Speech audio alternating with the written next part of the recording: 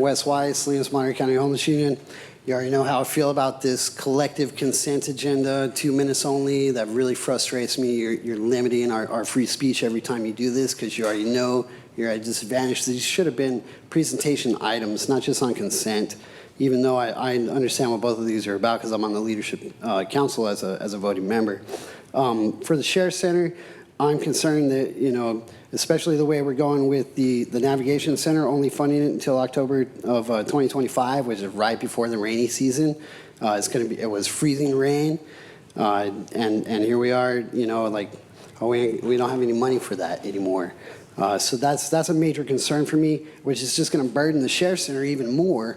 You know, and if that's joint between the city and the county and you just slip off and decide, you know, take the full brunt, which is easy to do because that's what partners can do. They can always divorce.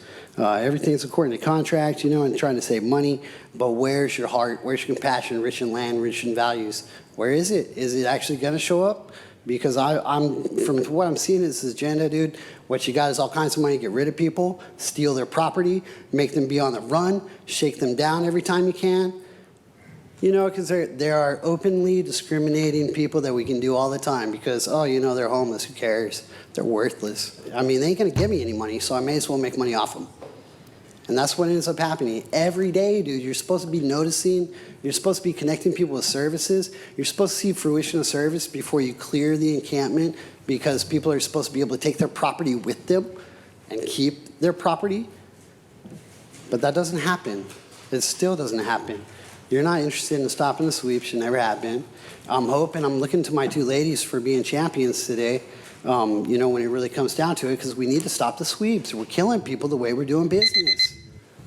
Ladies and gentlemen of Salinas, people of Salinas, I would just like to address today the funding for the Navigation Center as well as the Sheriff Center as well. Let me just start by saying, right now, I'm currently a resident of the Navigation Center.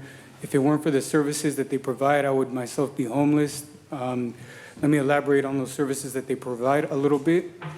They provide everything from shower to food, a roof over our heads, a bed to sleep in, and a place to be outside of all of the ridiculous and crazy things that go on out on the streets.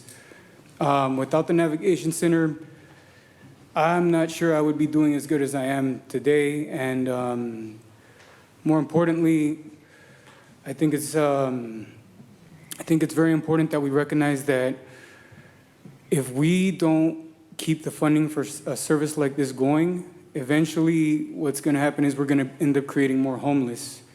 I know that this city is doing everything that it can to help the homeless. I know it is.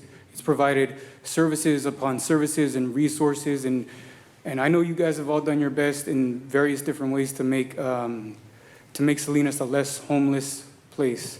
But I'm urging you with everything that I have, shutting down the funding for these services is not the way to go. We need these services to ensure the minimum amount of homelessness in Salinas. And at the end of the day, if you shut this down, 2 years from now, when we could have an opportunity to advocate this same funding to, I don't know, better education for our kids or better protection for law enforcement, or maybe our medical field here in Salinas for Memorial and Natividad. Instead, we're going to be advocating it to the police department because they're going to have to be out in more force due to drugs and homeless issues. Okay, Thank you. My name is Steve Ring. I'm a current member of the CNC as well. I came here a month ago. I was hooked on drugs. I was sick. I wasn't able to do very much. Now I stand before you. I'm 30 days clean. I'm in the process of signing up for classes at Hartnell to finish a psychology degree. I plan on following through and becoming a member of the society through outreach program to help with the homeless program.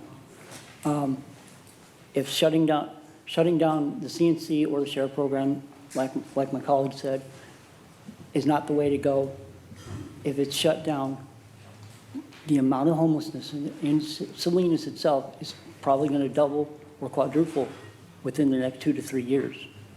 And it's just going to be more and more of a problem.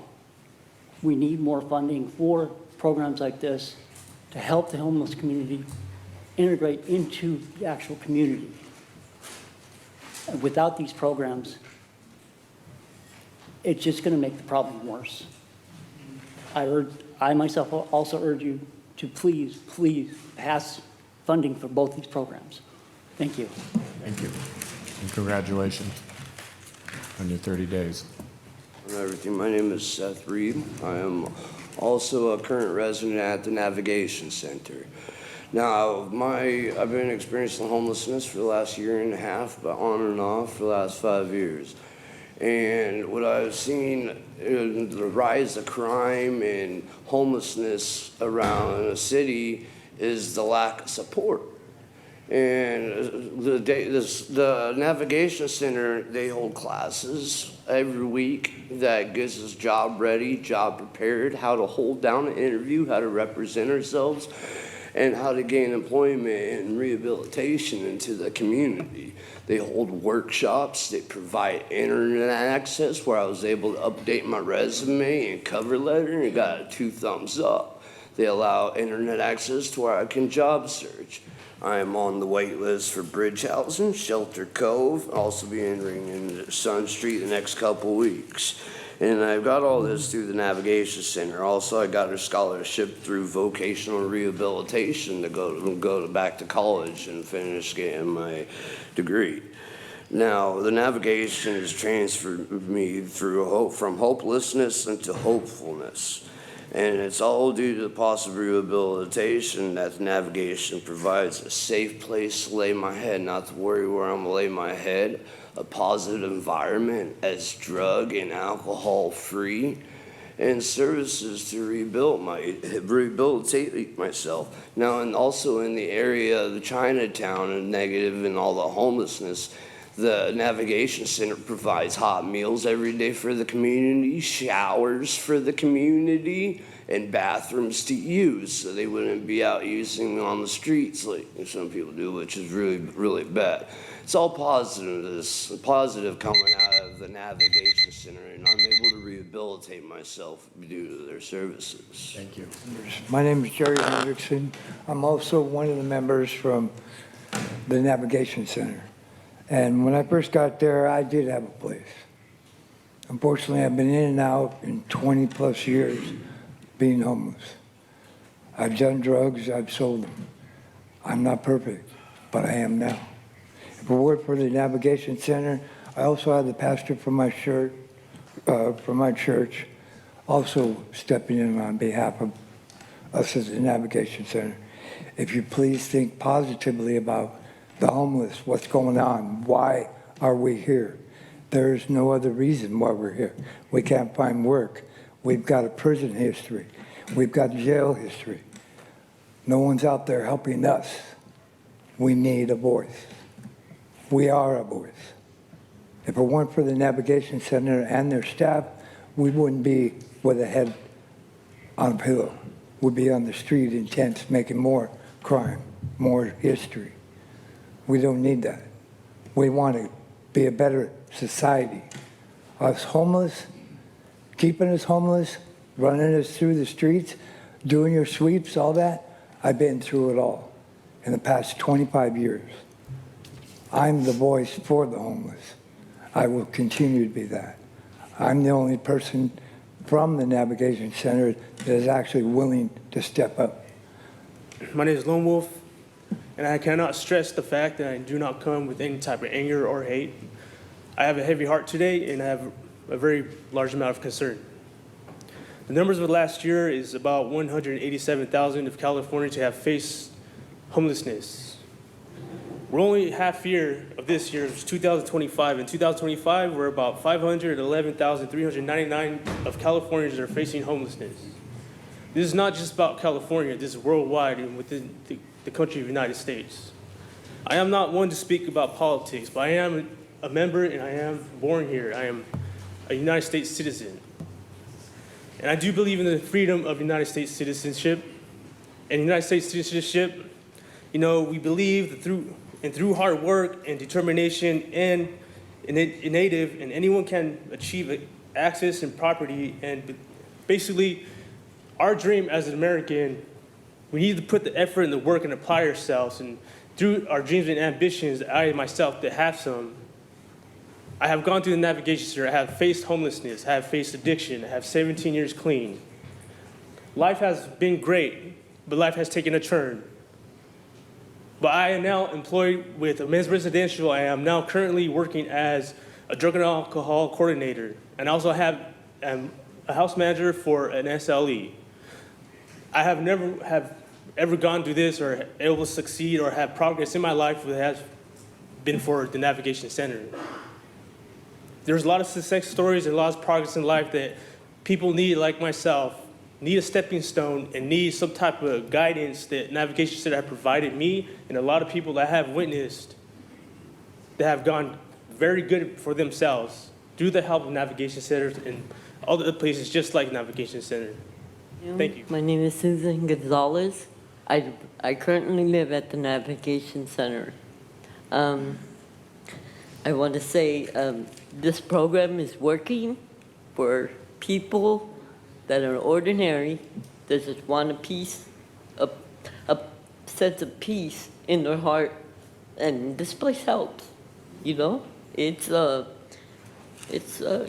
know, all I just want to say is that I'm grateful and thank you for the opportunity to not be on the streets. Okay, thank you. My name is Eduardo Velez, and I speak today not just for myself, but for the people who are often ignored, those experiencing homelessness right here in Chinatown. I lived in the shelter here for about 4 to 5 months, and I'm here to speak the truth, not to tear anyone down, but because the truth needs to be heard. First, I want to acknowledge what the shelter does provide. There's a bunk bed to sleep in, a restroom, a shower, and 1 dinner meal each day. And when you're out on the streets, those things matter. They provide a sense of dignity, even if just for a moment. But for every 50 people who walk through those shelter doors, maybe 2 or 3 actually end up housed and truly helped. That's not just a statistic, that's a crisis. The funding is supposed to be there, but what's happening on the ground doesn't match what we're told in reports or public meetings. Many of us come into the shelter with hope for stability, safety, and a path forward, but instead we often face chaos, fights happen, people walk in intoxicated or under the influence, and too often, instead of getting support, people are just kicked out. It becomes a cycle. In one day, out the next. That's not help, that's abandonment. Even those who do get the help, it often takes more than 6 months just to get housed, 6 months of uncertainty, stress, and instability. How is that support? I know this isn't easy work, and I'm not here to attack the staff, but when shelters feel more like holding cells and places of healing, we need to ask the hard questions. Where is the funding going? Why is so little progress being made, and how long are we going to pretend this system is working? We need oversight. We need shelters that are safe, clean, and focused on recovery. We need shorter, more effective paths to housing, and most of all, we need to remember that every single person in the shelter is someone with a story and someone with worth. I found the courage to speak today because too many others can't. They've been silenced by fear, by trauma, or by a system that doesn't listen, but the truth deserves a voice, and today I hope you'll truly hear it. Thank you. Thank you. My name is Lynette Anaya, and God put me there. Okay, this last Saturday in Chinatown, I stayed at the Navigation Center too, but this last Saturday, I got healed. You may not believe it, but it happened. I used to walk like this. Now I can go 1 step at a time. I used to have bilateral arthritis. She prayed over me, this lady prayed over me. Her name is Jody. She prayed over me and they put the oil and everything, and I can walk better. I don't even need a cane no more. I was walking like Susie, the young lady was up there. Yeah, I did. I could walk from one foot to the other now. I was walking like this before. My what? Because I was uneven. Right? And me being there at the Navigation Center put me there so I can get healed. I can do this. I can do a twist. I couldn't do that before. I couldn't have. But she healed me. Okay? Chinatown Navigation Center, I butt heads with them already a few times because of my cat. I couldn't have her there. That's discrimination, I told them. Some people might not understand what I'm talking about, but yeah. That's one thing, only thing I got against that is the discrimination of the cat. They wouldn't let her go with me. She's my comfort cat. I've had her for 13 years. And I'm like the oldest one there. And I try to help the people with the people. you know? But yeah, they healed me in Chinatown, Celery. People who know me will tell you that they did heal me. She told, anyways, yeah, that's what I gotta say. And it helps the people. There's bad people there and there's good people there, just in anything else. But sometimes the good outweighs the bad, but the bad we try to keep away, you know? Because she literally told the devil to get out of me, right? And I said, get out of me, get out of me. And she did. And I pulled, and then she goes, and your minions too, she told me. And then my body started shaking, and they were gone. And I marched down Chinatown. Hi guys, Richard Diaz again. I'm also staying at the Navigation Center at the moment right now, 27 years old. There's a lot of reasons why somebody could end up homeless. Ultimately, I take accountability for mine. But when it comes to the time that you make the decision that you want to do better, I believe that that's when programs like this and funding really come into play. For example, I start a new job tomorrow and I'll be able to shower. I was really worried about that. I just got in today. Now I'll be able to shower, be presentable, show up to work, and continue to do that. And that's, to me, the most straight line way to be able to fix the problem, is to be able to find somewhere to be able to shower, do my laundry, sleep, work, and get your own place. Hi, this is Karen Cameron, concerned Salinas resident. I'd like to echo a lot of the comments that Wes White made earlier in terms of concerns with the collective agenda and collective consent. Feels like there should be more opportunities for the public to be more engaged on a more specific basis, not on blanket statements. It's concerning to hear you discuss the costs of all these different positions and budget items without really looking at the entire package of what you're dealing with in the near future. Reports recently came out that there's going to be a $2 million shortfall in terms of homeless services in our community. And, you know, how are you going to address that? Not only in terms of the services that they need, but also how will it impact all the jobs that you've described previously? I do find it rewarding that I've seen a couple times the police come and personally pick up someone that had no legs, that's out there in a wheelchair. And I admired the compassion that I saw on those individual instances when people were given the proper services that they needed. But too often that is not the case. And will the police even be able to continue something as simple and compassionate as that? So I applaud all of those who came previously and spoke about their homeless condition. I encourage you to look at each and every individual as a person with hope and potential and a story that it could be your relative. And whatever you can do to pass an effective budget with appropriate trimming back as needed. On behalf of my mother, Marlis Mayer, I'd like to speak up too that don't just act like the libraries can be cut and dismissed. They are providing an extremely vital service in this time of public information need. So I'm commenting on both 168 and 083 collectively.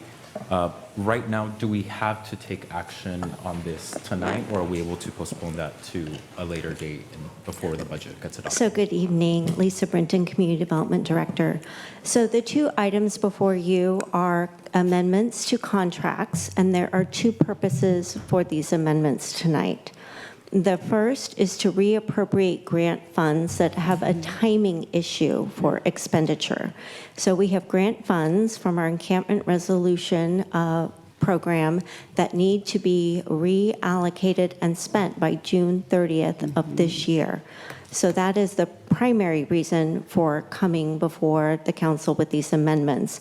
We are also taking advantage of this opportunity to extend the contract date from June 2025 as far as we currently can budget based on the funds available and the reappropriation. So there is a time sensitivity, especially when it comes to the spending of the grant funds. That does not mean that there cannot be subsequent amendments to the contract to address either compensation or term.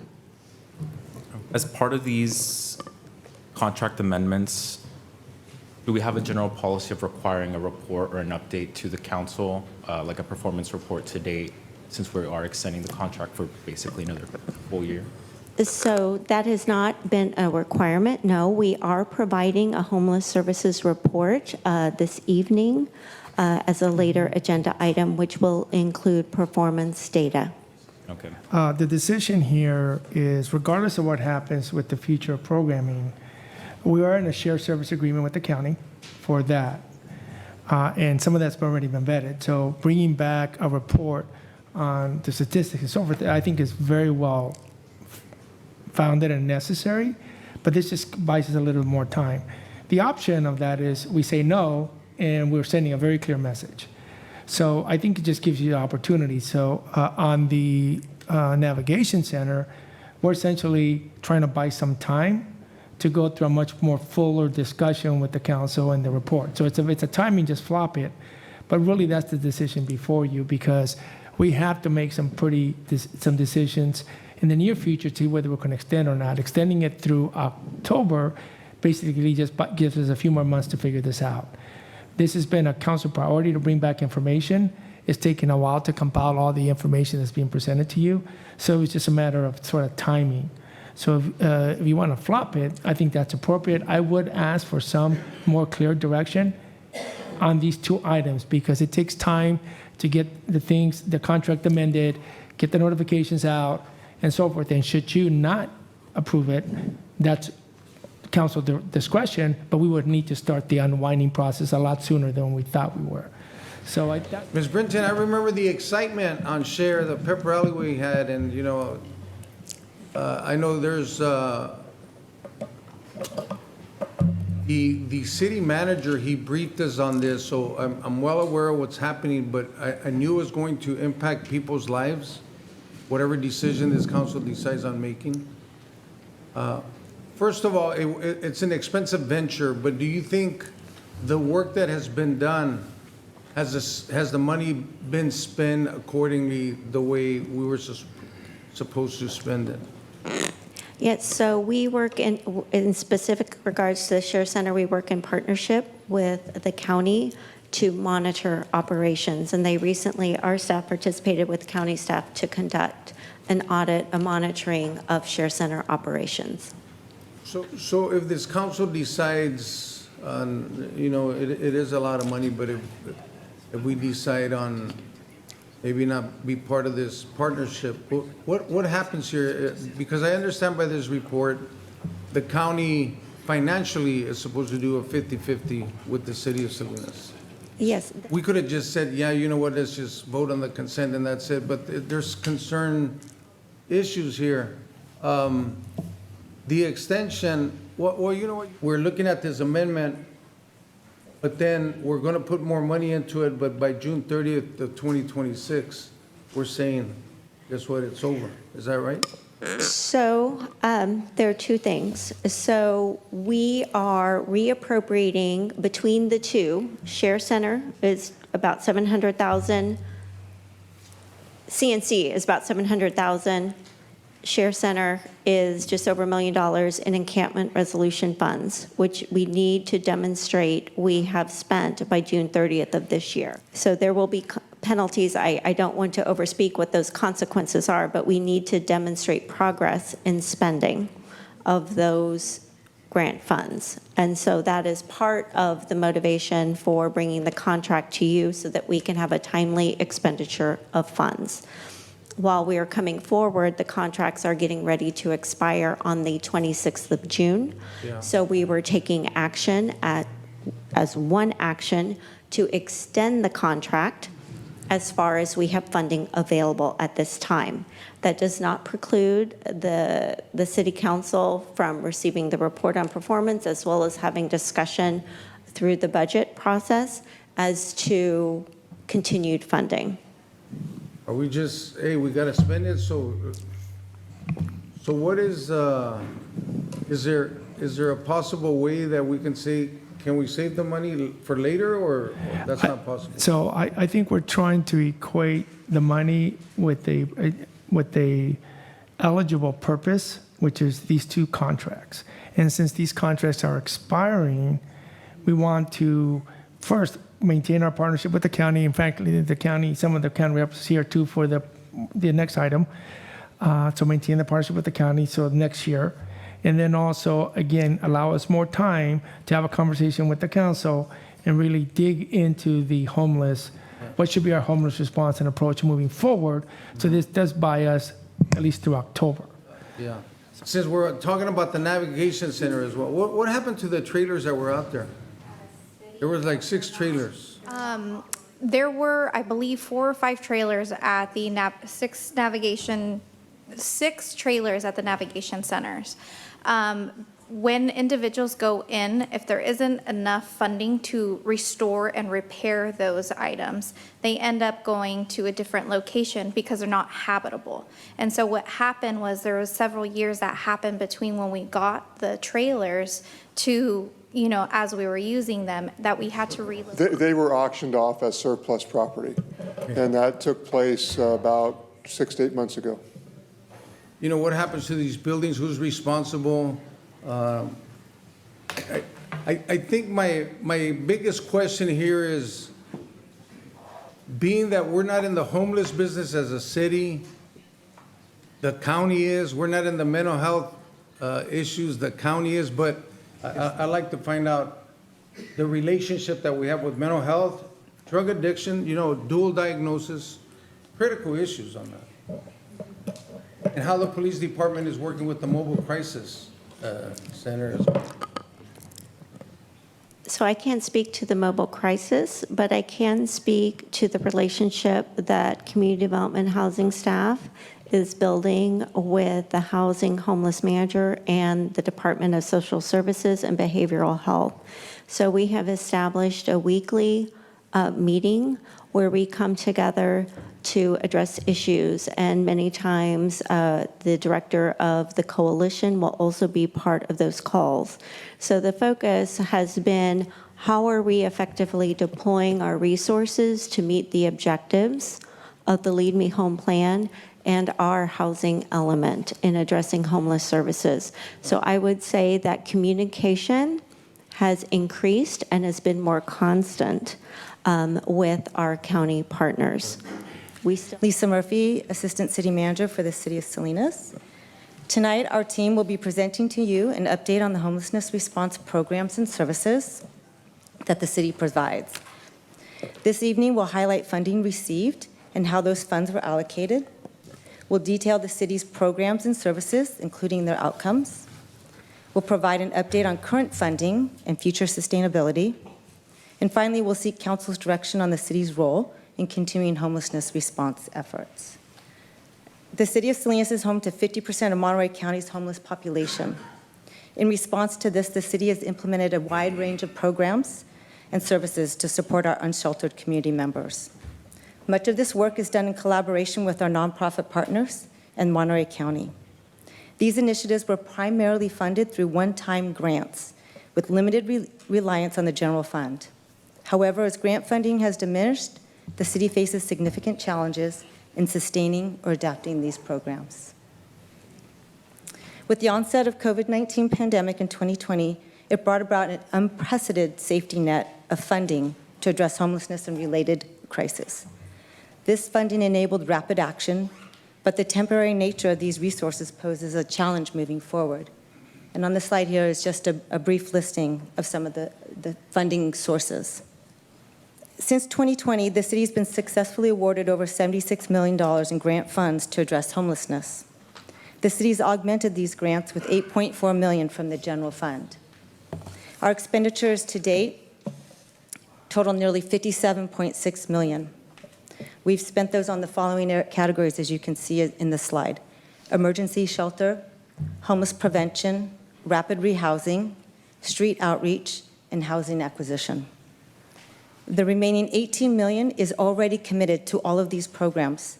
However, those funds will be exhausted by the end of fiscal year 26-27. I'd like to turn over the presentation now to Keishla Lopez, our Homeless Services Manager, who will provide further details on the specific programs and their outcomes.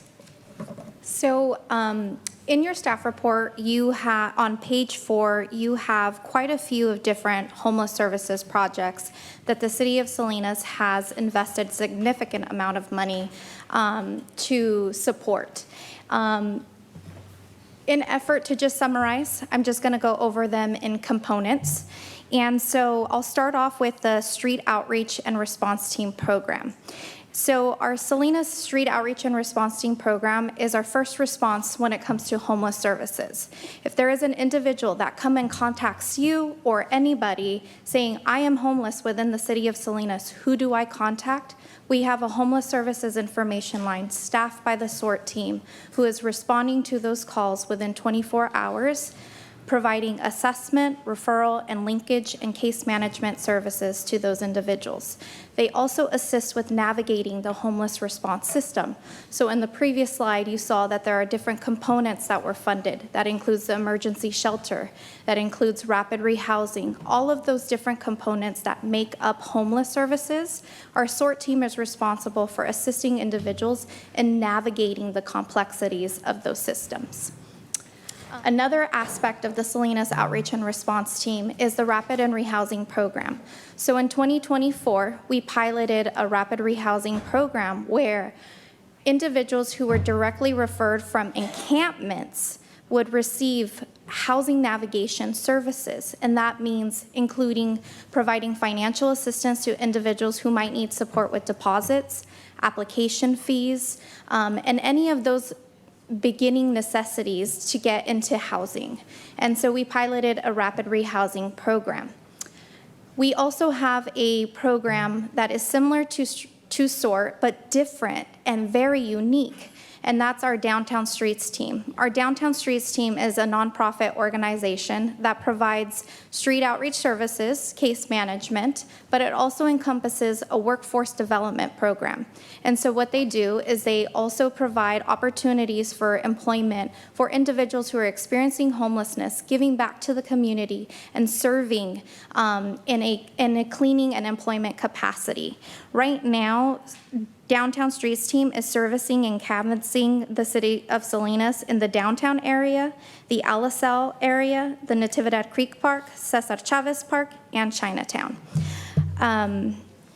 As my colleagues were formally mentioning, we also started a homeless encampment response team. And so that is our Public Works Department, our Police Department, the SORT team, our housing team, our admin team, our legal team, to address the different encampments that are in the City of Salinas, fostering more collaboration and communication through departments.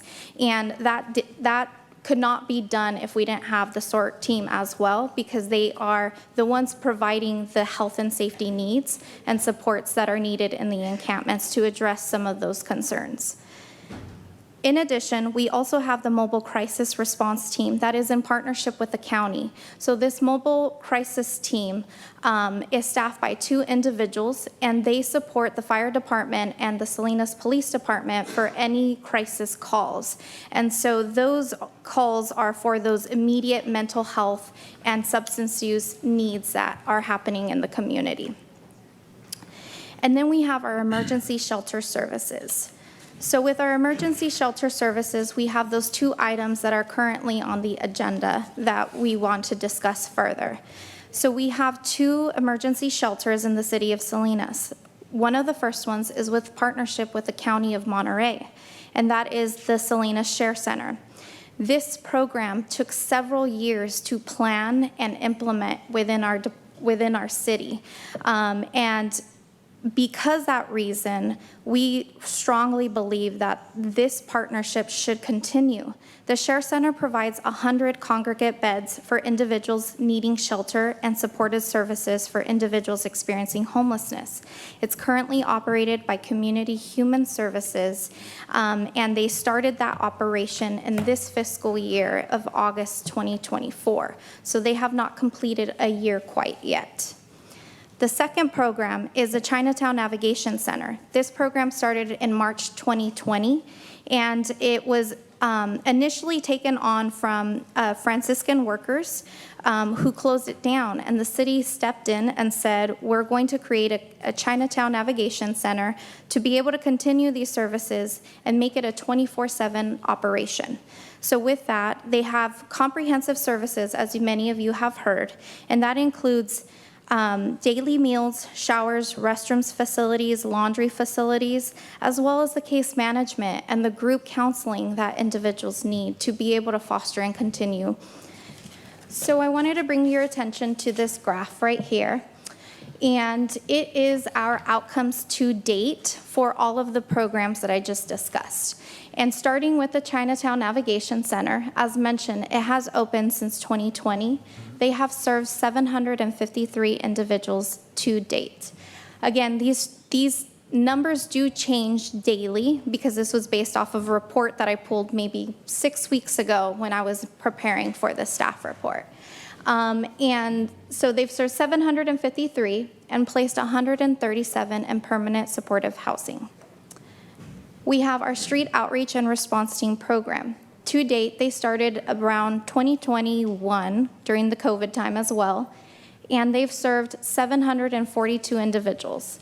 Of those 742 individuals, 97 have been placed into permanent supportive housing directly from encampments, information lines, and just meeting people in buses. So that's not a one-site location. It's everywhere. And they've been able to refer and successfully place 110 in emergency shelter, and that would include the 2 that I had shared with you before. In addition to that, the SORT team also works with reuniting individuals with family. Many times when individuals come into homelessness, they've burned several bridges.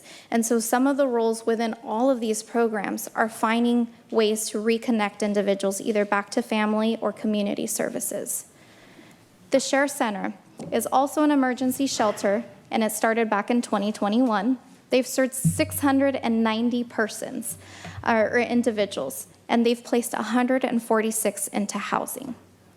Downtown Streets team has served 223 individuals and have housed 77 in permanent supportive housing and reunited 6 with family. In our rapid rehousing program, and this was a time-limited financial assistance that we piloted through the SORT team, we've served 396 persons with some sort of financial assistance, whether that's first month's rent or deposit assistance to get into housing or stay into housing. Then we have the Mobile Crisis Response Team. This provides in-person, non-law enforcement response to persons in behavioral health crisis. This is the partnership with the County of Monterey, and they've served 834 individuals in the calendar year of 2024. And then we have the Emergency Motel Program that closed back, I believe, in March 31 of this year. That was also a piloted emergency shelter program that was 100% funded through grant funding. And they served 63 individuals and 18 were placed into permanent housing.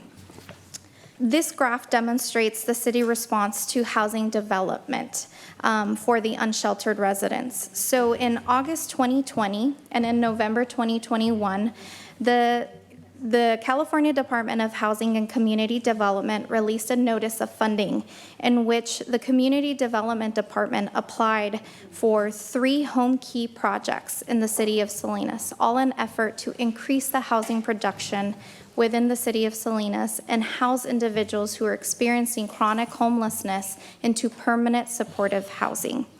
These 3 properties are now under new ownership, while the city intends to continue to pursue these properties as permanent supportive housing. In doing so, one of the projects is called the Salinas Inn, also known as Fairview. It has 45 units, and the city has allocated $3.68 million to provide the first year of operational support for that project so that individuals can go into permanent supportive housing.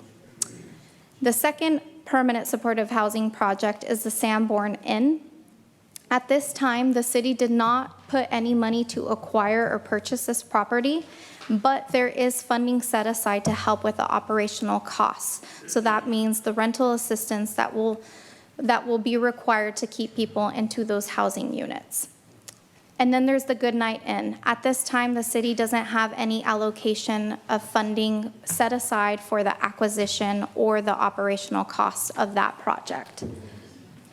The city also has the El Rey Motel, which is going to be programmed as a transitional housing project, similar to emergency shelter, but not exactly the same. That unit or that project is going to be 25 units, and we use $3.64 million of ARPA funds to purchase it. And then we have the single-family home. So through the Family Homeless Challenge grant, we applied for funding to acquire homes and build ADUs. And the purpose of this grant was to increase housing production and placement. We were able to secure 4 homes using $2.83 million, where 2 of them are currently occupied with families from the Share Center, and 1 of them is currently with our former partner, and then the other is currently pending renovations to fill in that home as well. We received an additional $2.8 million to continue this work that no other community has done with this Family Homeless Challenge grant.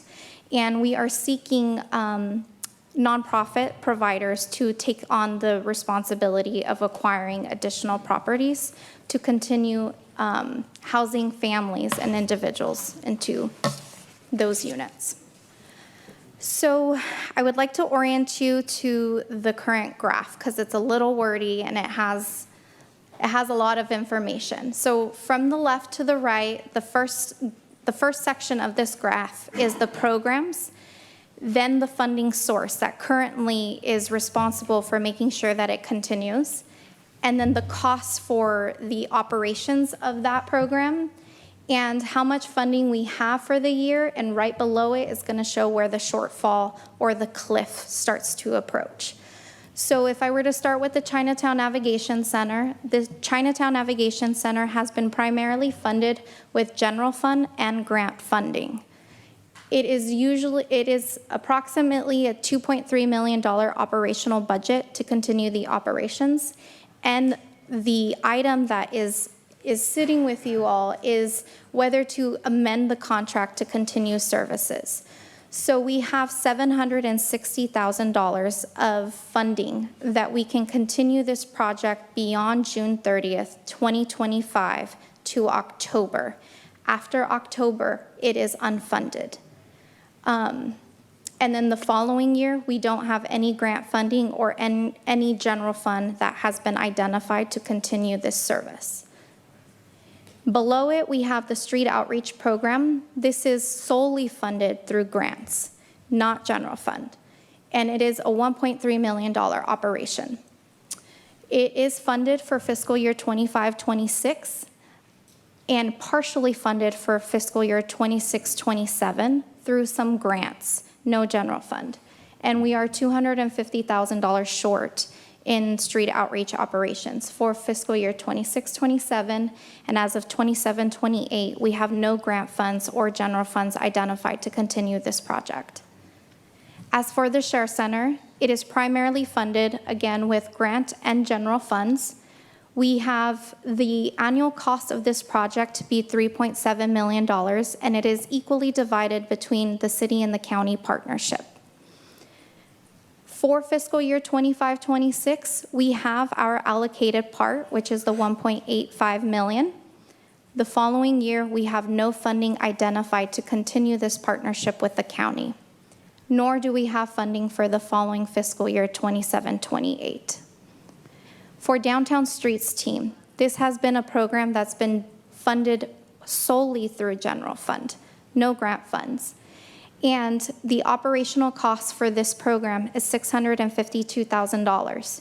We have the funding for this fiscal year, but as we approach the next fiscal year, there are none identified, and for the following year as well. For the rapid rehousing projects, the City of Salinas has an allocation of HUD ESG and CDBG fund dollars that could be used for rapid rehousing, and so we have it allocated for the next 3 years to continue that project. The mobile crisis team is solely funded through general fund, and it is approximately $390,000 a year. For fiscal year 25-26, we have no identified funding, nor do we have any identified funding as we continue on to the next fiscal years. And to call out, this is also a city and county project. So the total funded amount that we have for this fiscal year is 4.72. It is 6.5 million. It takes $6.5 million to be able to cover all of the operations for this fiscal year, and we are short 1.89 million. For the following year, we're short. That increases. It multiplies to 5.4 million, and the following year, we don't have any general fund or financial means to continue any of these homeless services projects. So now the time has come, and I just wanted to say that we've been utilizing a combination of different funding sources of grant funds and general funds to continue to implement these homeless response programs.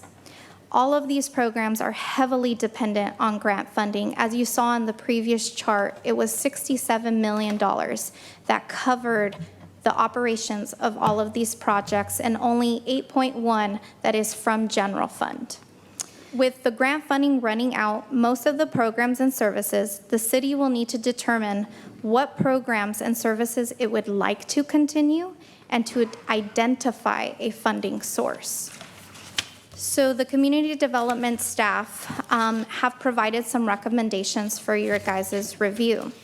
And the first one is that the Chinatown Navigation Center is that the continued funding operation by the city is not recommended.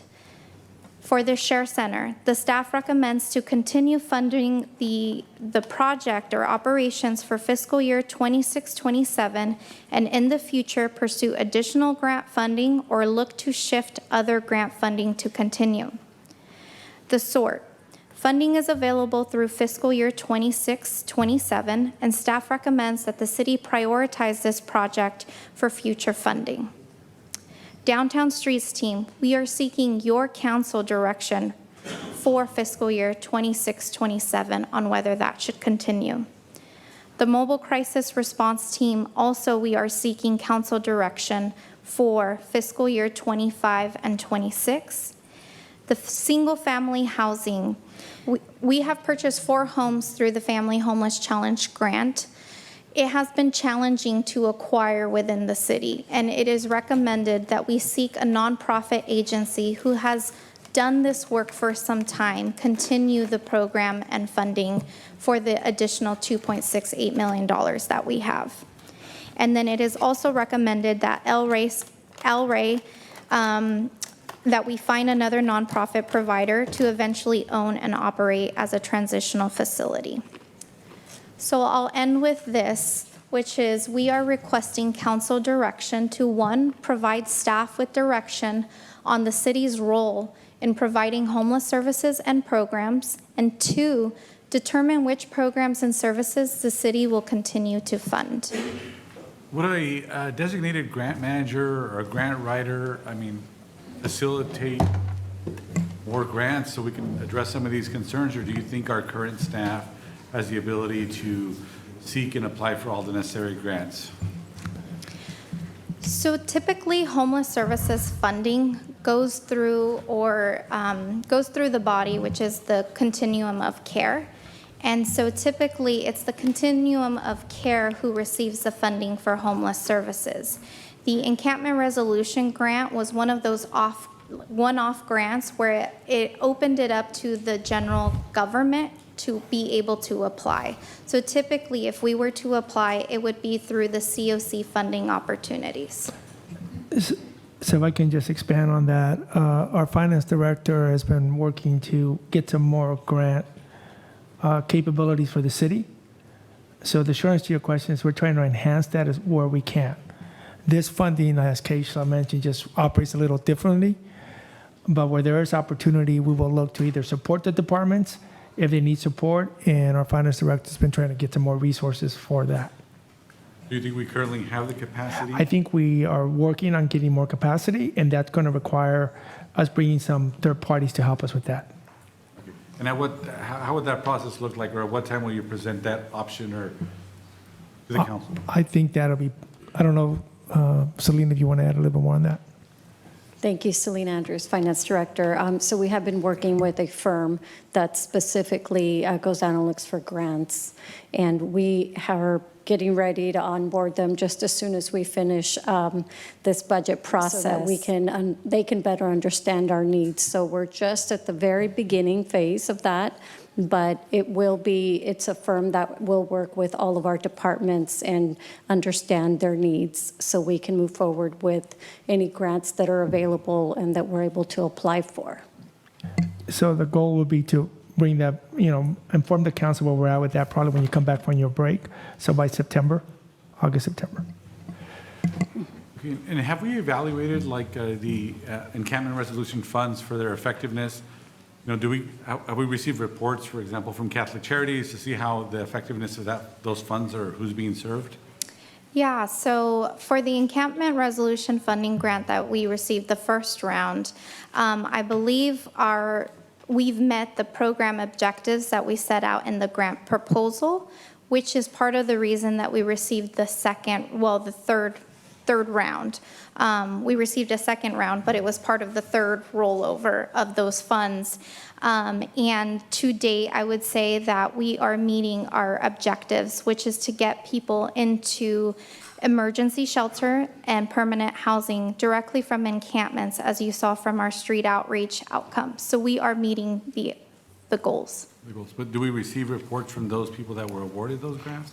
Yes, so we receive a monthly report in our online portal where our staff review their activity and their expense reports. Okay. And then I think it was like 2 years ago, there was some questions about the downtown streets team. I think the council at the time requested a presentation for them. There were some questions about, for example, I know that they have, they do cleanup, right, in the way that I think they called them volunteers at the time who get gift cards in exchange for work. And then there were some other questions around that. Well, one, do we anticipate getting a report from them, or how do we go about getting a presentation to get some of our questions answered, or is that best directed through you or the city manager? I think that's part of the direction we would ask, and then we would bring back the information accordingly. That one, we're asking for direction on future funding, so I think that we could certainly bring back a report. Yeah, because as we look at future funding, I think we need to make sure that we're holding our providers accountable, and there's ways that track those metrics. The mobile crisis unit that we have, I know that was a long time coming from the council to try to address, mental health crises and try to alleviate some of the, maybe not alleviate, but provide people an alternative to just an immediate police response, although I know police is a crucial part of that. What percentage of the mobile crisis unit does the city cover and the county cover? I will have to defer to my community development director on that question. So I can give you some of the information. The county does have a program countywide. The funding that was identified here, the 300 and plus that was identified here, that goes to support efforts, a team just for Salinas itself. So we're paying the county to provide us more direct response using their infrastructure they already have in place. County workers, they hire the team that services our community. So there was a question regarding the amount of contribution. Yes. So Chief Clement confirmed that it's $390,000 per partner. And then I thought when we had that presentation on the mobile crisis unit, it wasn't specifically designated as only serving Salinas. So is it only a Salinas crisis unit? We get collaboration at its finest. Yeah, no worries. Yeah, it's a joint agreement with the county. They have a team that does service the entirety of the county, but our agreement secures a dedicated team to the city of Salinas. Okay. So do we have systems in place to make sure, like, for example, case management isn't happening at the Navigation Center and downtown streets. Like, how are we monitoring that? Yeah, that's a great question. So many of these agencies have a grievance policy in which every individual has a right to fill out a grievance for each of these projects. And each grievance is unique to their own program, but it usually goes, you go to the program staff, the program staff raise it to the program manager. If it doesn't get resolved, then it escalates. But there are grievance processes with each of these programs. But is there a way to track? I know you mentioned grievance, but I'm talking about like, duplication of services, basically. Do we have a way to monitor that? Yeah, our homeless management information system, where we are required to track individuals who we serve with the funding, is recorded through the HMIS portal. And so whenever they come in contact with one of these programs, typically what is done is we look at the portal to see if there are any other programs currently serving them. If they are, we try to reconnect them so that we don't duplicate those services. But there is the management information system that we use to ensure that it's not being duplicated.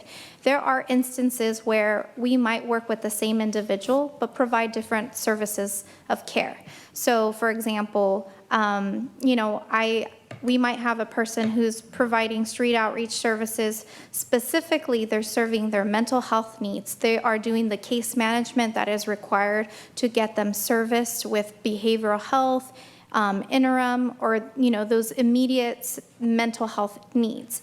Then you might have a street outreach program that really focuses on the basic needs, making sure that their CalWorks are up to date, that they have access to, some of those immediate needs. So there is a cross collaboration with many organizations, but we don't duplicate the same work because we understand that this is public services funds, right? And so we can't be doing the same thing at the same time for the same individual. So we collaborate because some of these needs are so grand that it requires multiple people to be able to serve the complex needs. Right, and so have we done like an analysis of any, just to identify any gaps or overlaps? Like, have we done that recently? I know you talk about, they may service different things, but have we really looked at, each function and make sure it's not overlapping?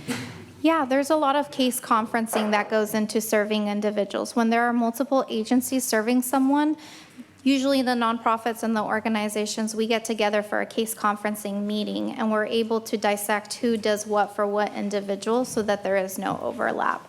But an analysis to say, not necessarily, it's just, we're going through every single client, seeing how we can support them together.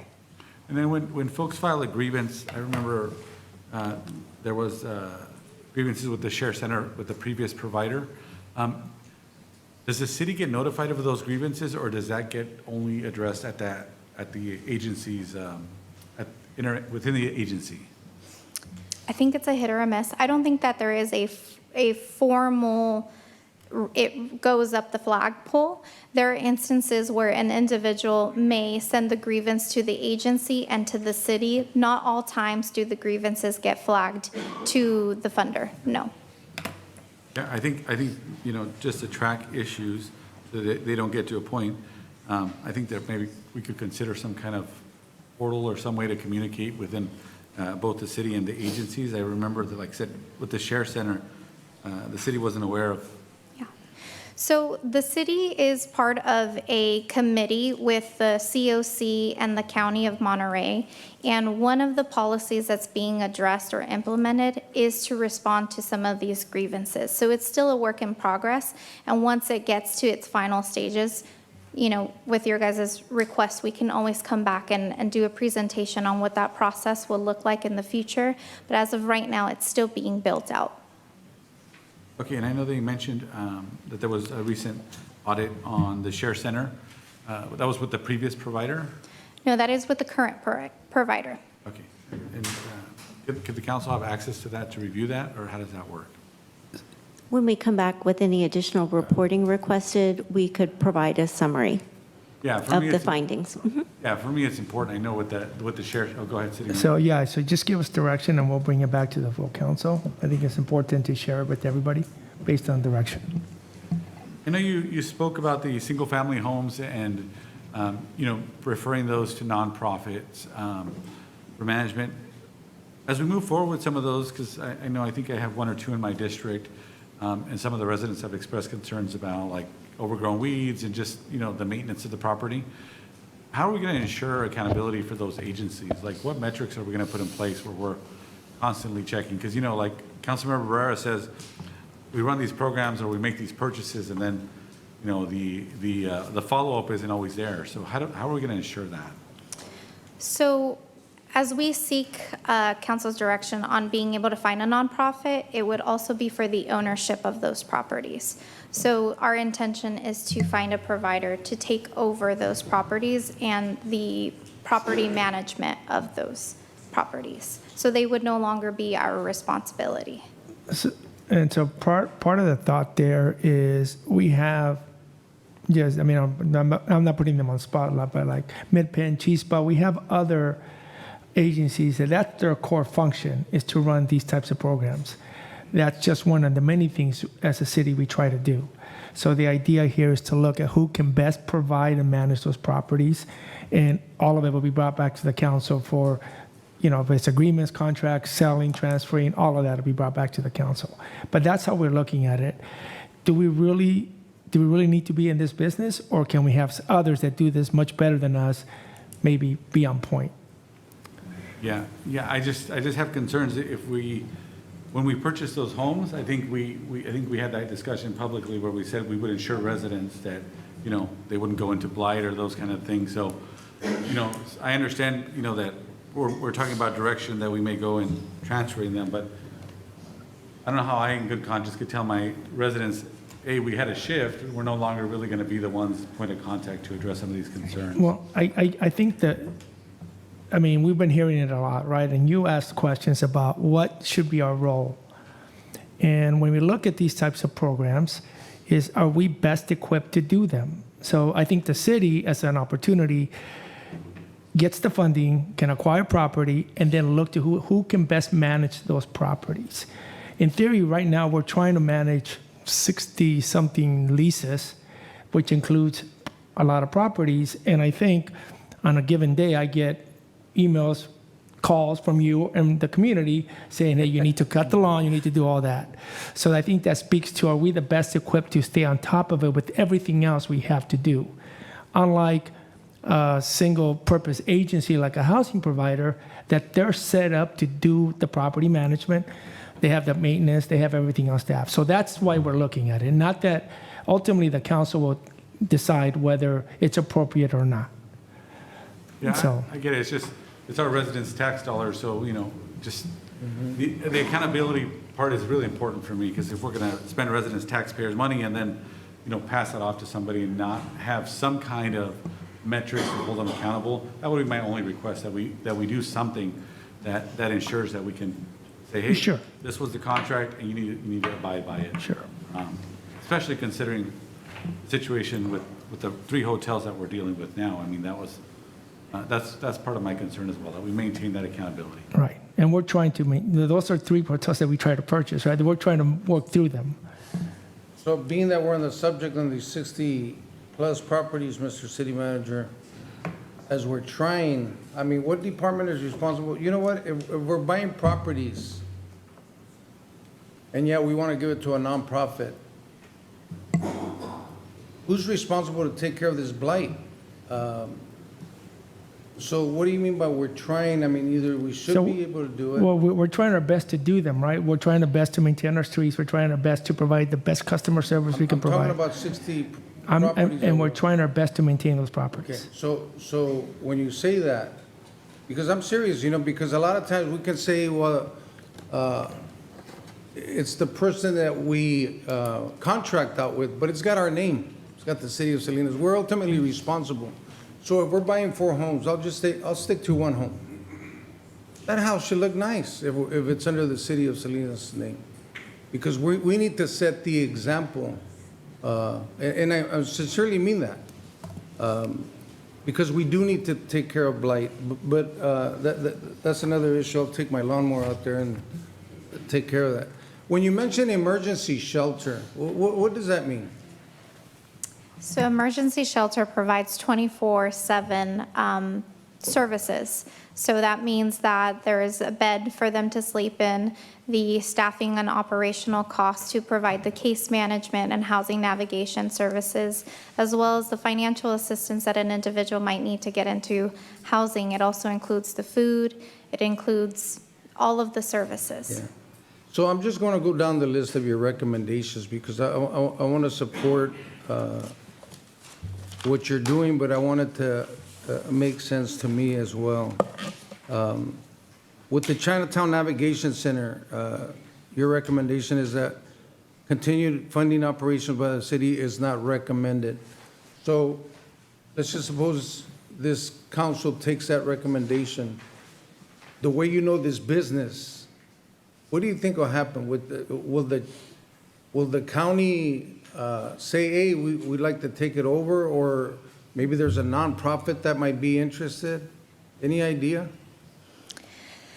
At this moment, I cannot speak on that. I do know that the Chinatown Navigation Center is currently on a lease, so we are leasing that property. And so if we were to close down the operation, we would have to return the property back to how it was when we leased it. So that would be one of the things that would have to happen.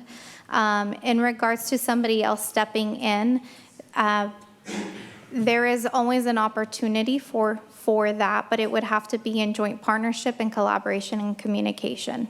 Yeah. I'm not sure if. Is that building the city's or is it leased out? Yeah. As I understand, last night they had about 40, there's 50 beds, but last night I think they had 47 individuals there. Part of this recommendation, will it be to assist these individuals that are already there to be able to put them somewhere else, in other emergency shelters? That is correct. Typically, when we close down operations, we would do essentially ensuring everybody gets placed somewhere. So we would not displace anyone. We would work with the current operator to ensure that everyone who is currently at the emergency shelter is placed in either other transitional or emergency shelter, or the goal is permanent supportive housing. Yeah, thank you. Regarding the Share Center, the grant funding, I'm trying to understand here, are you recommending to continue the funding? That is correct. This program is a joint funded program with the county, and we have a current MOU with the county. And so it is our recommendation that we continue to collaborate in the capacity that we have been. Do we know at this time how many people are actually physically there? Just like we know at the navigation, there was 47 last night. Do we know at the Share Center how many people are there? And what is the capacity? We don't? So, yeah, I don't have the exact information on me. I want to say when I looked about a week ago, it was around 92 individuals for 100 beds. So on the sort, We have an SOS from the county, 96. excuse me? 96. Oh, 96, that's great. Thank you. Thank you. On the sort, you recommend to prioritize this. This must be a really good program with the sort. That true? That is my recommendation because it is the first response for our homeless services for the city of Salinas. We are one of the only cities in our county that has a program like this that is immediately responding to the needs of our unhoused community. And how many staff do you have there with the sort? We currently have, including myself, I believe it's 9 individuals. 9? Yeah. What about, I know we were pretty excited there for a while on the mobile crisis response, and we did hear from the fire chief. I guess our share is like 390,000. It sounds by the numbers that program is working well. Yeah, so on that one, we're essentially asking us, if you want us to continue it, we would try to look at the budget and we will bring it back as Yes. part of the budget conversation. Yes. Thank you, Mr. City Manager. And just my last question on El Rey Motel. I know this is exciting. Tell us a little bit about,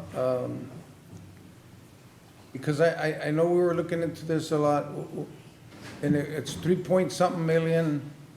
Any idea the money that it's going to take and where the money is coming from to be able to fix that building? Make it a montage. That is the question. The property was originally acquired through ARPA funds with the intention of transitional or permanent supportive housing. And I think we've learned a lot. Similar to the single-family homes, we're learning what the city's role or area of expertise is in terms of property management. It is a much bigger lift than we anticipated in terms of assessing the repairs, undertaking the repairs, and then being able to operate the facility. So we have been in conversations with our county partners as to how to best utilize that facility and if there's the potential to go after additional grant funding to renovate and then have funding for the operation of the facility as intended. But right now, we do not have an identified source for renovation. And Ms. Brenton, once this project is up and running, it'll be a while, but once it's up and running, who gets to live there? So that is still to be determined in terms of what the program ends up, the criteria of the program that is established. There may be certain criteria that we have to abide by in terms of the grant funding requirements and target population and income levels or chronic homelessness, et cetera. Thank you. Thank you, Mayor. Thank you. Thank you, Mayor.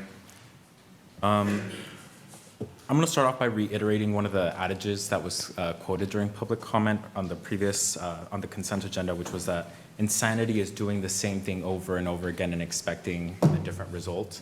I wholeheartedly agree with that statement, particularly when it pertains to this issue. If we go back to, if we could put up the graph on slide number 5, homeless response expenditures. So if we look at the screen again, on the previous slide, please don't change it, we allocated a total of $76.1 million. To date, we've spent 57.6. Do the math, that's roughly 76% of the amount has been spent to date. In 2019, we had 1,182 homeless individuals identified, yet somehow in 2024, after spending $57.6 million, we still managed to have a 3.2 increase in homelessness, right? So I'm laying that out to just kind of state the very obvious that whatever we've been doing does not work, hasn't been working, and we need to really rethink what the future of addressing homelessness for the city of Salinas looks like to actually deliver results. That being said, what can you attribute the increase in homelessness from 2019 to 2024? There's also the point in time count for 2022, which did see a reduction. What would you attribute the increase to? Yeah, that's actually a really great question. So homelessness is a systemic problem, and there are multiple reasons why one would become homeless. The reason that we think that there was a jump in homelessness from 2019 to now is because of the lift of the eviction moratorium. And so a lot of individuals were evicted after COVID. That's one of the reasons. We also know that a lot of individuals and families suffered from emotional trauma during that time, financial struggles from that time. And so there's a multitude of reasons why one becomes homeless. And we believe that because homelessness is just one of those grand issues that if you don't continue to fund it, it just is going to get worse. And even though there was funding, the problems in our community and at our, in our country is so grand that this is just a small portion of how much it actually costs to address homelessness. And even with this amount, I don't think that we can end it or solve it. If so, every community would be able to do so. Can you elaborate on what's by statute or by law, the defined role of the city as it pertains to homelessness? Do we have any role, and if so, what is it? We don't have a statute like that. Okay, so whose responsibility is it to address this at a government level? I would say it's everybody's, it's the counties, it's the cities, it's the COC. Everybody has a part to play in addressing homelessness. The question was, by law, who is required to address this? If the city's not required to address it, who administratively, by statute, is required to address this issue? Is it the county, or is it the city, or is it the state? So the county typically is the service provider. So the county has the Department of Social Services, they have the mental health services. So typically they staff and provide the programs that have the technical support needed to address the challenges that individuals facing homelessness are struggling with. So counties typically, while there may not be a legislative mandate specifically for homelessness that I'm aware of, they are the ones that are responsible for providing those services. Okay.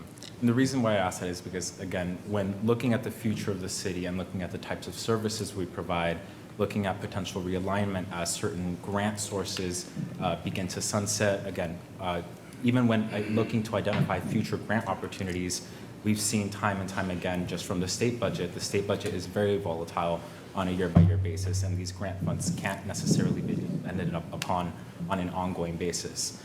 Same thing at the federal level currently, right? Some of these projects are being held up by federal policy and federal executive orders. So just have several concerns with the city entering into a field or entering into the quote-unquote business of homelessness or addressing that when we're not required to do so, and we have God knows how many years worth of sidewalks, potholes and other maintenance and staffing that we need to really address is kind of my concern with that. Another question is, what metrics has the city and or county established with our service providers for our services? Are our agreements primarily you are just going to deliver services and these are the services we expect you to deliver? Or does it include some sort of goal or metric of, okay, here's CHS, we're giving you this amount, these are your services, we would like to see X number of people transition into permanent supportive housing. Is that also included, or is it just a service agreement? No, there's a two-part to it. So as part of the homeless response and us being in the continuum of care, we hold our service providers to the standard of the Lead Me Home plan, which is done by the COC. So that's our first metric. The other metric is done in collaboration with the agencies that we do contract with to provide a proposal for how many individuals they believe they can serve with the amount of funding that we're able to provide. And so it's done in partnership, but it's also identified by using the Lead Me Home plan. And so there are metrics in there for how many individuals should exit from emergency shelter, rapid rehousing, being placed into permanent housing. And so that's kind of the guide that we use for metrics when it comes to homeless services. And how often do we compare those metrics to the actual results provided? Like, as the charts provided, clients served and the numbers placed in housing, are those metrics in alignment with what's in the COC? So those metrics are reviewed on a monthly basis as they're making progress, but they're also reviewed on a yearly basis in conversations for preparing for new agreements for the upcoming year. At this time, I don't believe anybody in the COC is meeting the metrics for the Lead Me Home plan because the plan was intended to be a very high goal. As we see, it takes a lot to be able to tackle homeless services. And so at this time, I don't believe anybody is quite there yet, but we are on the cusp. When you touch on that the COC established guidelines with a very high goal, what was the intentionality behind having a perhaps loftier goal than a more realistic goal that we can achieve on a year-over-year basis than having a goal that we're just perpetually never going to achieve? I wasn't there during the time of when the Lead Me Home plan was developed. I do know that it was in partnership with the county and the city and the COC. So it was our leaders who came together who really wanted to achieve solving homelessness. And I really think that the intention was we will all want to end it in the best way possible. But as we go into the programmatics of it, once we see the systems around our community and how difficult it is, then there's going to be an opportunity to revisit the Lead Me Home plan, which the COC will lead. And I do believe that we're approaching the 5-year mark to do so. Okay. During your presentation, you mentioned, quote unquote, navigating the complexities of the system. It's one of the primary issues with accessing the various resources. Can you touch on a little bit, just very briefly, what's the process if I were to become homeless tomorrow and I needed to get a hold of something? What does a service like a navigator kind of provide, and what are the complexities? Where does the complexity kind of come in? Sure. So everybody has their own unique circumstances. And so the complexities really come from the individual's experience. So say hypothetically, you came to or called the homeless services information line and you said, I am experiencing homelessness. I'm going to be evicted tomorrow and I'm not going to have anywhere to go. That's one circumstance in which the SORT team member would then obviously ask to meet with you to go over your household information, yourself, look to see if you're in the homeless management information system. They would contact the different emergency shelters to see if there is a bed available for you.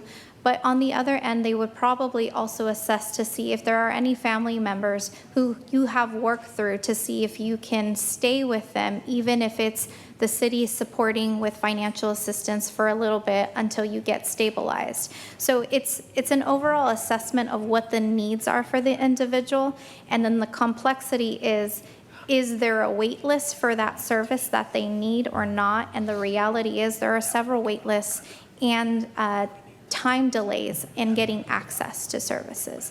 So for example, the Share Center, if you were a family coming to me, I wouldn't be able to solve your immediate homelessness because I don't have enough shelter beds to be able to provide to families. So then I would have to go into resource mode.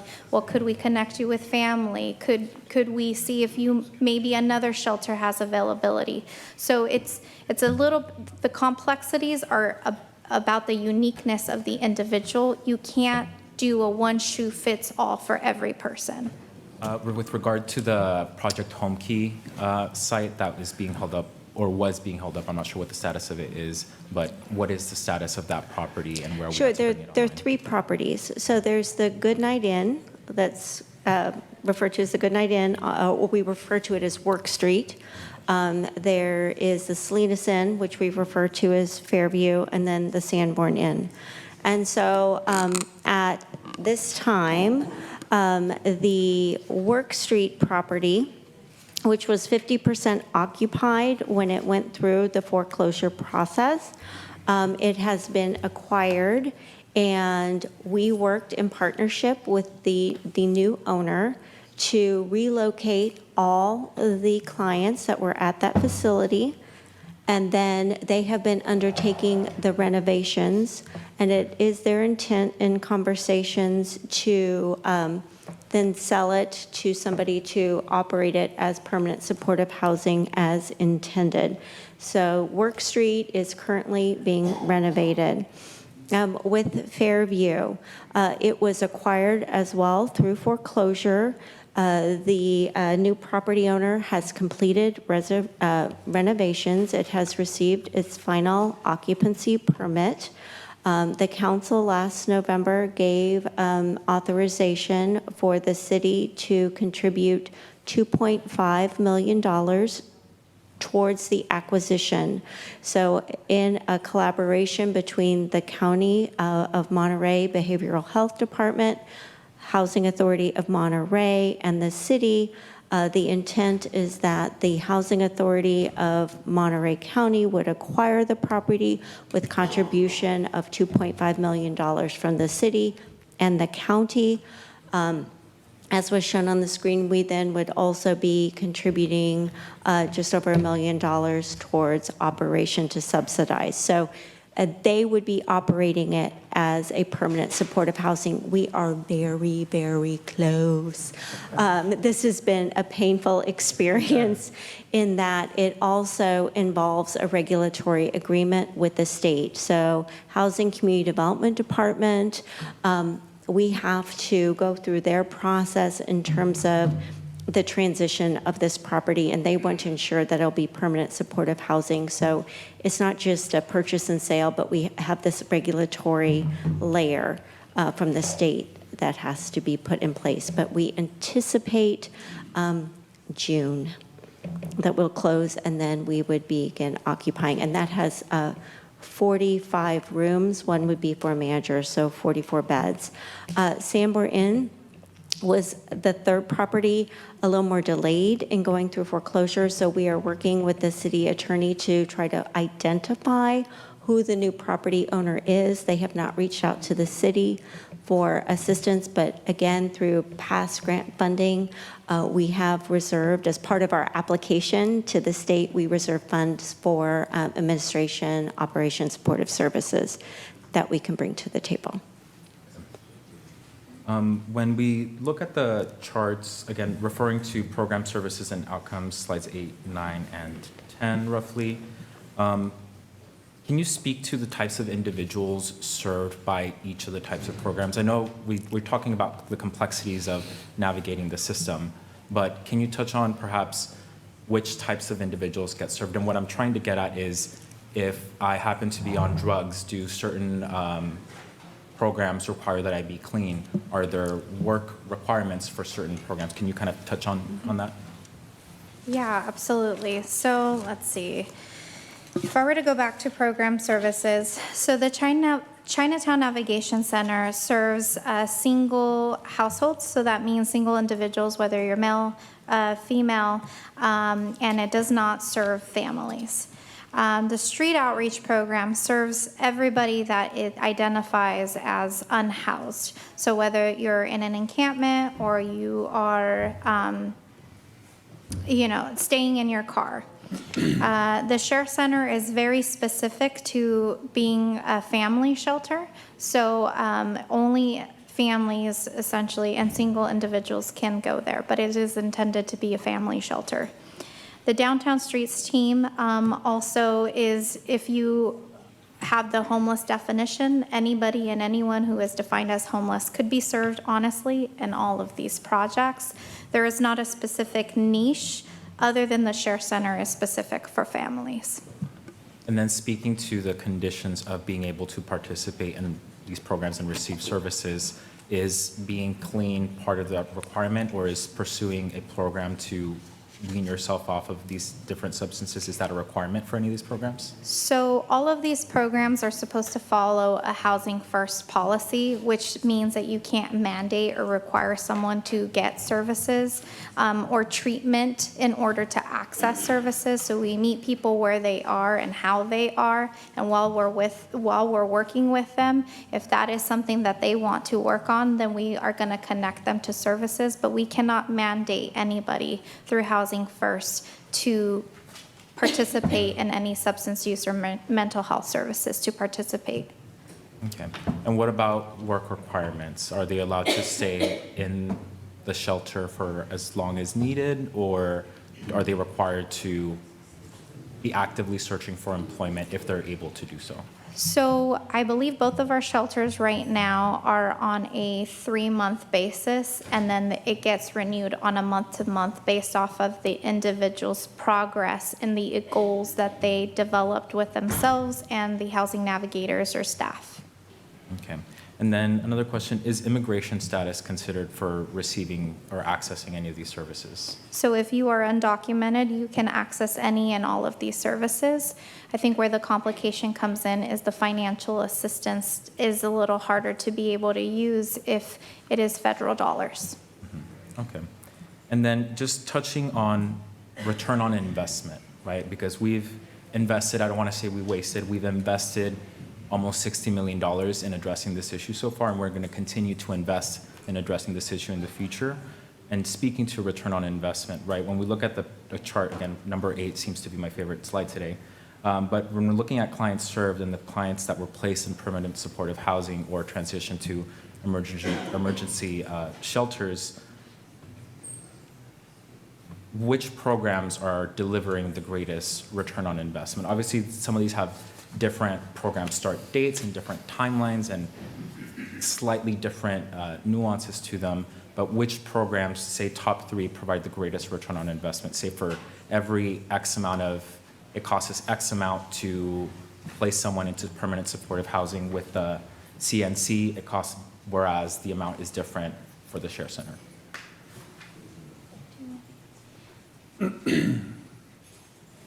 So I don't believe we have done a real return on investment based on individual cost. We have focused more on the annual cost of operations and tracking those served. So at this point in time, I cannot answer that question. Okay. Well, if we could get that information, even if it's just like not necessarily as a presentation, but just as supplemental information, would appreciate that. If there's like a cost breakdown of how much it truly costs to get one person, through the whole process, right? So we understand, again, even if the number is high, we need to understand what that number is and how do we work towards increasing our capacity towards that number. And last, my only request would be to, again, revisit the grievance policy once that's updated, and if you could please bring it back for a presentation for the council. And if we could also approach the county as to what is their outlook as well. They're also facing a rather severe budget deficit for this upcoming year, and ongoing costs and operations are definitely going to be an area where we can perhaps realign our resources and restructure how we address this issue. I know in the past, previously, the city and county had held joint meetings to address this issue, and I think it's a good time to, particularly as we see a projected multi-million-dollar unfunded deficit for these programs in the next couple of years, I think it's prudent and timely to do that outreach and partner with them now, have those discussions. Yeah, absolutely. Actually, we do have some of our county partners here today as well. Thank you. I would go ahead and agree with, when I look at that first one, Chinatown Navigation Center, I would go ahead and agree with staff. Where it says continued funding operation by the city is not recommended. Moving forward, what I would really like to see the city do is be a little bit more, I'm sure that it is, but be a little bit more proactive in going after those community development grants. Often when I think about our Chinatown, what's been said is that it is the only Chinatown between San Francisco and Los Angeles. So anything that we can do to preserve the historic preservation and history of Chinatown, I would like to see those efforts, and that can often be achieved through community development type grants. Share Center, staff recommends continued funding, fiscal year 26-27, by pursuing additional grant funding, right? And that's kind of the situation that we're in, along with other cities and municipalities, is that like our state legislature, right? It's the annual budget process, right? So I think like through the office of the city manager, we need to continue to be advocates for state funding and reach out to our state legislatures and let them know that funding is needed to support our homeless community. And I feel like the only way that we'll receive funding or we'll see the availability of RFPs is our state legislators need to know, right? So there's that component too, right? And as council members, we have that responsibility as well to reach out to our legislatures, our state legislatures, and let them know that that the state really needs to set aside some funding. The governor's talked about cleaning up encampments, but there's a lot of other additional needs for our homeless community that need to be met. And we need to make sure that our state legislators know of our situation here in Monterey County and what our homeless population looks like. So SOAR, right, says funding is available through 26, 27. Maybe we can wait further down the road to see what we want to do. In terms of the downtown streets team, so you're asking for direction for our fiscal year 26, 27. Again, I think that's one of those ones where I think it's contingent upon whatever funding may be available from the state. I believe, right, the state is now going through its budget process for the year. Before they wrap that up, I think we need to make sure that we continue to advocate for funding and, if possible, resources for our homeless community. The mobile crisis response, right? So the mobile crisis response, when I take a look at programs and services, I mean, that was the one that had the most clients served, right? And I can see a need for keeping that. One of those reasons being the total number served. In terms of the last two, those are the ones that I really want to talk about. Okay, so the single-family housing, right? So the city's purchased 4 homes, right? And also El Rey Motel. So as I think we heard from the city manager earlier today, receiving phone calls about, cutting grass and, maintenance type requests. I don't necessarily feel that is the role and responsibility of the office of the city manager. We've got these larger city issues to handle in terms of housing, police, fire, infrastructure. In the months to come, you're going to hear me advocate a little bit more around disaster preparedness and response. As a city, I think that's something that we need to make sure that is still on our radar. But with that being said, if the city's purchased these 4 homes, and if they purchased El Rey Motel, and if there are these other property that we have, again, we're not in the business. I don't see that we're in the business of like property management. We're city government, and I think we have a role. We still have a role as it relates to homelessness. But in terms of direction, and I would want to hear from my fellow council members how they feel about, I think there comes a time where we need to let that go and sell off those assets. I think right now might be a good time to sell, but with that revenue, right? Because we still need to continue to support our homeless community. And I don't know if it's possible through the funding that we receive through that, if that funding might be able to go towards supporting our homeless community.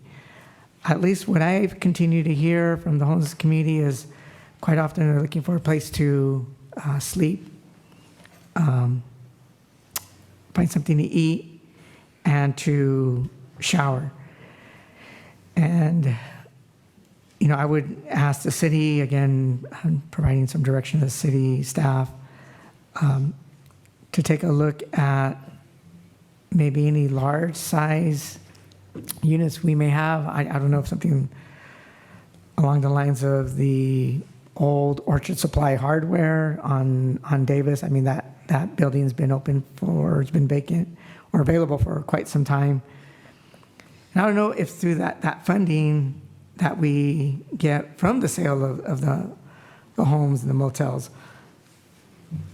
if we can use that as an area where someone might be able to go and eat and sleep, and if we're able to convene with our other local homeless service providers and bring in some partners, right? Because we can't do this alone, right? I know that we set ourselves up for a failure when we try to take on like big issues on our own, but if we're able to reach out to like our local funders and our local nonprofit providers, I'm thinking of like food bank, and then I'm also thinking about the county regarding mental health services, to be on site and to have probably something very similar to like, again, a navigation center within like a building like that. And again, I haven't drove around Salinas lately looking for big, giant open lots, but having that place where the homeless community can go again and find a place to sleep, have a place to shower, and if that means bringing in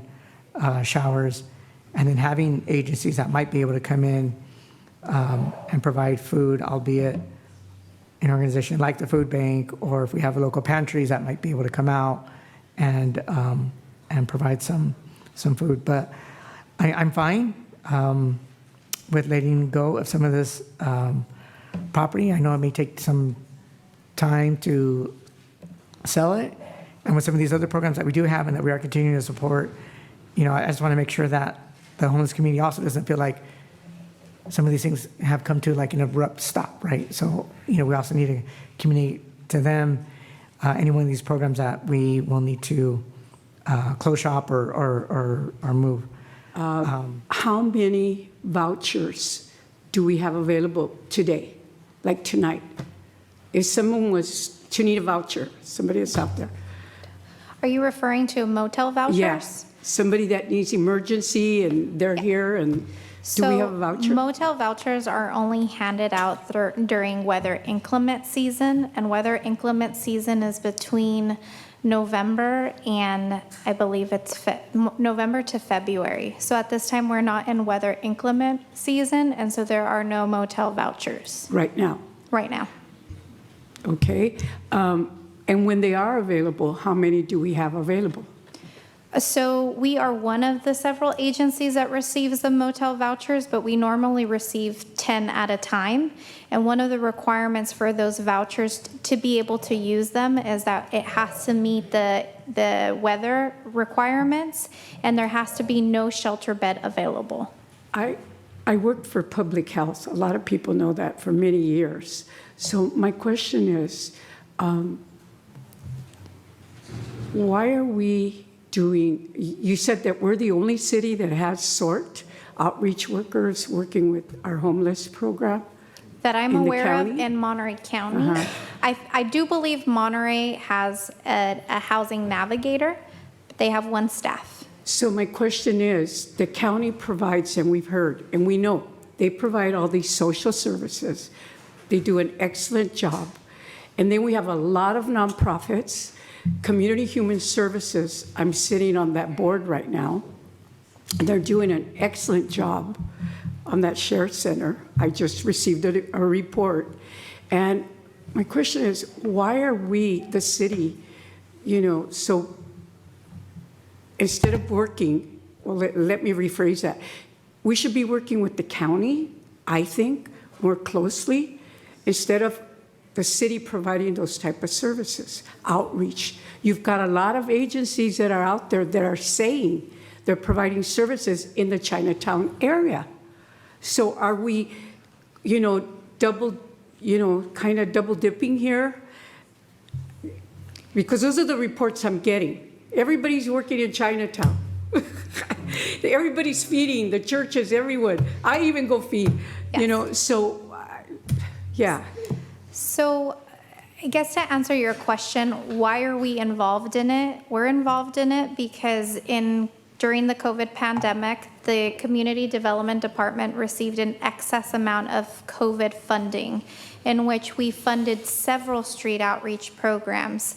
However, the one that we kept and continue to fund has been the city program. And the reason that we've continued to fund the city program is because we received a lot of incidences of individuals coming to us saying nobody is helping us. And so the city then stepped in at a pivotal moment and decided, well, then let's help navigate you. And so although there are several providers in Chinatown, they all do something different. And that's the piece where I was mentioning about duplication.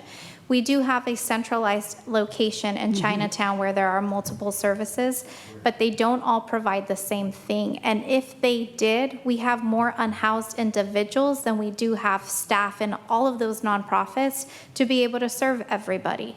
So at this point, we are outnumbered with the demand of what is necessary to combat homelessness. And so to answer your question, we are participating in the collaboration of it with our current county partners. We're doing it as a team. I think that we should continue to fund the Navigation Center. We heard the residents. I think that, you know, in the future, should we look at somebody else to come in? Maybe. But from right now, this year till October, I feel we should fund it. Because we're going to have residents out there that are going to be homeless. And where are they going to go? That's one. The Share Center, Community Human Services, like I said, I received a report, and it's over 100 beds that they can house. And they're always full to capacity. So the report that I received is that they're doing a good job. I mean, you know, they're providing the services they're supposed to provide. So I would agree to fund them. Very quickly, on page 4 of the staff report on homelessness services on the rapid rehousing programs, there's the mention that we provide assistance to, quote, low-income Monterey County residents for 2 of the 3 programs. And one of the programs, we provide services to, quote, unsheltered households. Does that mean that we as a city are providing services to people from other jurisdictions? Like, are we effectively subsidizing the cost of homelessness for our partners in South County on the peninsula or adjacent jurisdictions? Yes, those 2 sections are very specific piloted dollars. So we had a funding set aside through our community development to be able to funnel out financial assistance to our community. The funding, it was not limited to City of Salinas, it was regional funding, so therefore we were able to serve Monterey County residents. Yeah, that came through United Way and the Pro Housing Incentive Program. Okay, so no city-specific funds were used then to effectively subsidize? Okay. No. That was the clarifying question. The second question is regarding the mobile crisis response team. And the question is, did this effectively provide any relief for our first responders, that being our police and fire department, which typically do respond to these calls? And I would say in reading the report, I did send that report to all of you for review. And if you do look at the numbers, typically it is the police department that is utilizing it the most. For fire response, not so much, just because by the nature of the way we operate and the way that the system works with dispatch, we usually are on our way there because of a medical call to begin with, whereas PD, oftentimes the way they are dispatched and what they're dispatched to, they wind up utilizing these services more than we do. Chief? Functions. No, there's a lot of value in the resource in their response. Most of the time, as Chief Clement said, if the call for service is generated via disturbance, some domestic violence, whatever the case may be, and there's a nexus to mental illness, et cetera, we can certainly use their services. But a lot of times it is a disturbance where there's no criminal nexus, meaning it doesn't rise to the level of citation or an arrest. But those core services certainly can help us be a conduit to get them the help they need. And most of the time, our hope is that we don't have to respond back to this particular neighborhood or this house or this area because those services are there. Now, the services are only there, I believe, from Monday through Friday, 8 to 5. But absolutely, there's always going to be value. We don't have an alternative, then what are we going to do as police officers, right? So I think there's some value in having them there as a supportive role. Okay. Thank you for the clarification. Thank you, Mayor. Okay, thank you. Thank you, Chiefs. As well. Yeah, we've got to get, how many questions? Famous Councilmember Barajas. I have 2 questions. Well, let's get to the public, and then the questions can be part of your comments. We'll do the questions then. Questions during comments? Yeah, if you would. I know the public's anxious to weigh in. Yeah, it's fine. It's fine. I can live with that. Okay, thank you. Thank you. All right, public comment, please. I work for Community Homeless Solutions, but I'm here just as much as a community member. I will say some of the programs recommended for continued funding literally say we put people in emergency shelters. If we close the community, the Chinatown Navigation Center, I don't know where that's going to go. These costs don't disappear if you save them on the community, on the Navigation Center. The police are going to turn into more case managers. Every time an ambulance, a cop car rolls, there's going to be increased trash pickup in communities. The costs don't disappear just if we cut the cost of the Chinatown Navigation Center. They're absorbed by the healthcare community. They're absorbed by other city services. We house a lot of people. You've been referencing slide 8 quite a bit tonight, and I love slide 8, though I would say that our numbers differ from what's on the slide, but I want to make sure, and I love that you're asking for more detail. You want to compare apples to apples. If you look at slide 8, it says that we have housed 137 people. We've housed more by our numbers, so we'd like to definitely do a data check with you. But our clients are individual households of one. The Share Center, it's talking about housing 146 people. Those are families. That might be 20 landlord events where 5 individuals, a mother, a father, and 3 children moved in. I want y'all to have apples to apples, cats to cats on this. You're right, we should know what it costs per person. We really should. And we would love to have a chance to talk to you about what our numbers are showing and our costs. And we'd like the grids to be uniform. Hi, I'm Greg Baker, Executive Director of Community Homeless Solutions. And we've operated the Chinatown Navigation Center for 4 years now. We've really appreciated our partnership with Salinas in doing that, and we hope it continues. Let me offer that we're willing to work with you to find additional funding, explore sources for that, explore a way to keep this important program alive. There are a couple of ways to think about the program. One would be, as an individual program, look at its performance. The question was asked about ROI. We embrace that. We'll do ROI. We'd happily give that to you. We believe in it. We believe it's the best investment around. So let's do it. Second is look at the end-to-end process as we've done, starting with all the outreach services for people on the street, to the wraparound services that a navigation center would provide, to housing, permanent housing. If you take out the critical link in the middle of that, you're going to suffer dearly. You're going to have a lot more people on the street. You're not going to have the throughput in the end-to-end process, and you're going to pay for it in other ways. So I would urge the committee to please work with us, find funding for CNC, and let's keep it going.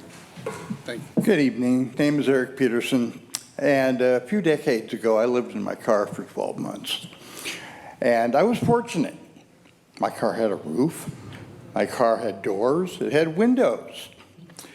And if I didn't like the neighbors, it was easy to move. And I had access to showers, so it wasn't that bad. It was a little cramped. What I didn't have was sweeps. Since sweeps are counterproductive, please stop the sweeps. Thank you. Hi, Wes Weiss, Salinas Monterey County resident, or homeless union. We're talking about redlining on a daily basis. This homeless report, that pie, all that money, you forgot to put in there the police, you forgot to put in there public works, you forgot to put in dumpster, the land waste, as well as even a residual off of tow cars. So you tow the car and somebody want to bail it out, that's 127 to the police, to the city. So you're double dipping on top of stealing from everyone on a daily basis. You didn't put anything about unnoticed sweeps. What was the point of this response to begin with? Was in February. What did we ask for? What was happening? Unnoticed sweeps during freezing rain. That's not part of this report. What happened? I thought you were going to set the record straight. Instead, you just glazed right over it. We're talking about redlining still. That's what we want to do. We push people out. That's what's going to happen in Chinatown next. Revitalize it. We're going to shut down the Chinatown Navigation Center. What are we going to do? Well, we're going to have to spend more money to get rid of people. So we ain't got no money to help anybody, but we got all kinds of money to get rid of them. So what does that do to your mind? You talk about being in Christ, dude? You talk about Jesus? Where, when, be it. Don't pretend, dude. Walk your talk or shut.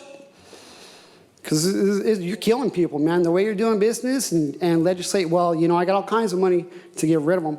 And you shouldn't have a car because I'll give you my stale food I can't sell anymore. I'll give you my dead relatives' clothes that I ain't going to wear. But if you can't pay the rent, we're taking it all back. What do you want to do? I mean, because what's going to happen? Your parents, your friends' parents, your friends, your neighbors, you. Just wait, man, because you're gonna play this game, this paper war game, and end up on the losing end of it. You're betting on people being perfect. Well, people can't be perfect, right? And that's what you're actually betting on, is that people won't be perfect. Stop the sweep. Stop killing people. Do we have any recommendations? I mean, I know we have partners from the county here. Do we have any recommendations from the county? Mayor Donahue, members of the council, Roderick Franks, the Director of Social Services for the County of Monterey. I have with me also in the chambers today, Roxanne Wilson, our Director of Homeless Services for the county, as well as John Gill, our Community Affiliations Manager, who has direct oversight responsibility for the county share of the Share Center. Roxanne, I'll turn it over to you for some comments. Again, my name is Roxanne Wilson, and I am the County Homeless Services Director. I work out of the County Administrative Office.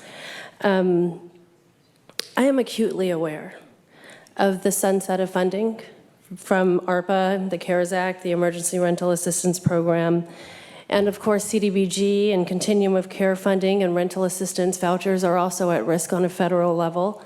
And on the state level, as mentioned several times, homeless housing assistance and prevention funding is at risk, along with other funding that we use at the county level.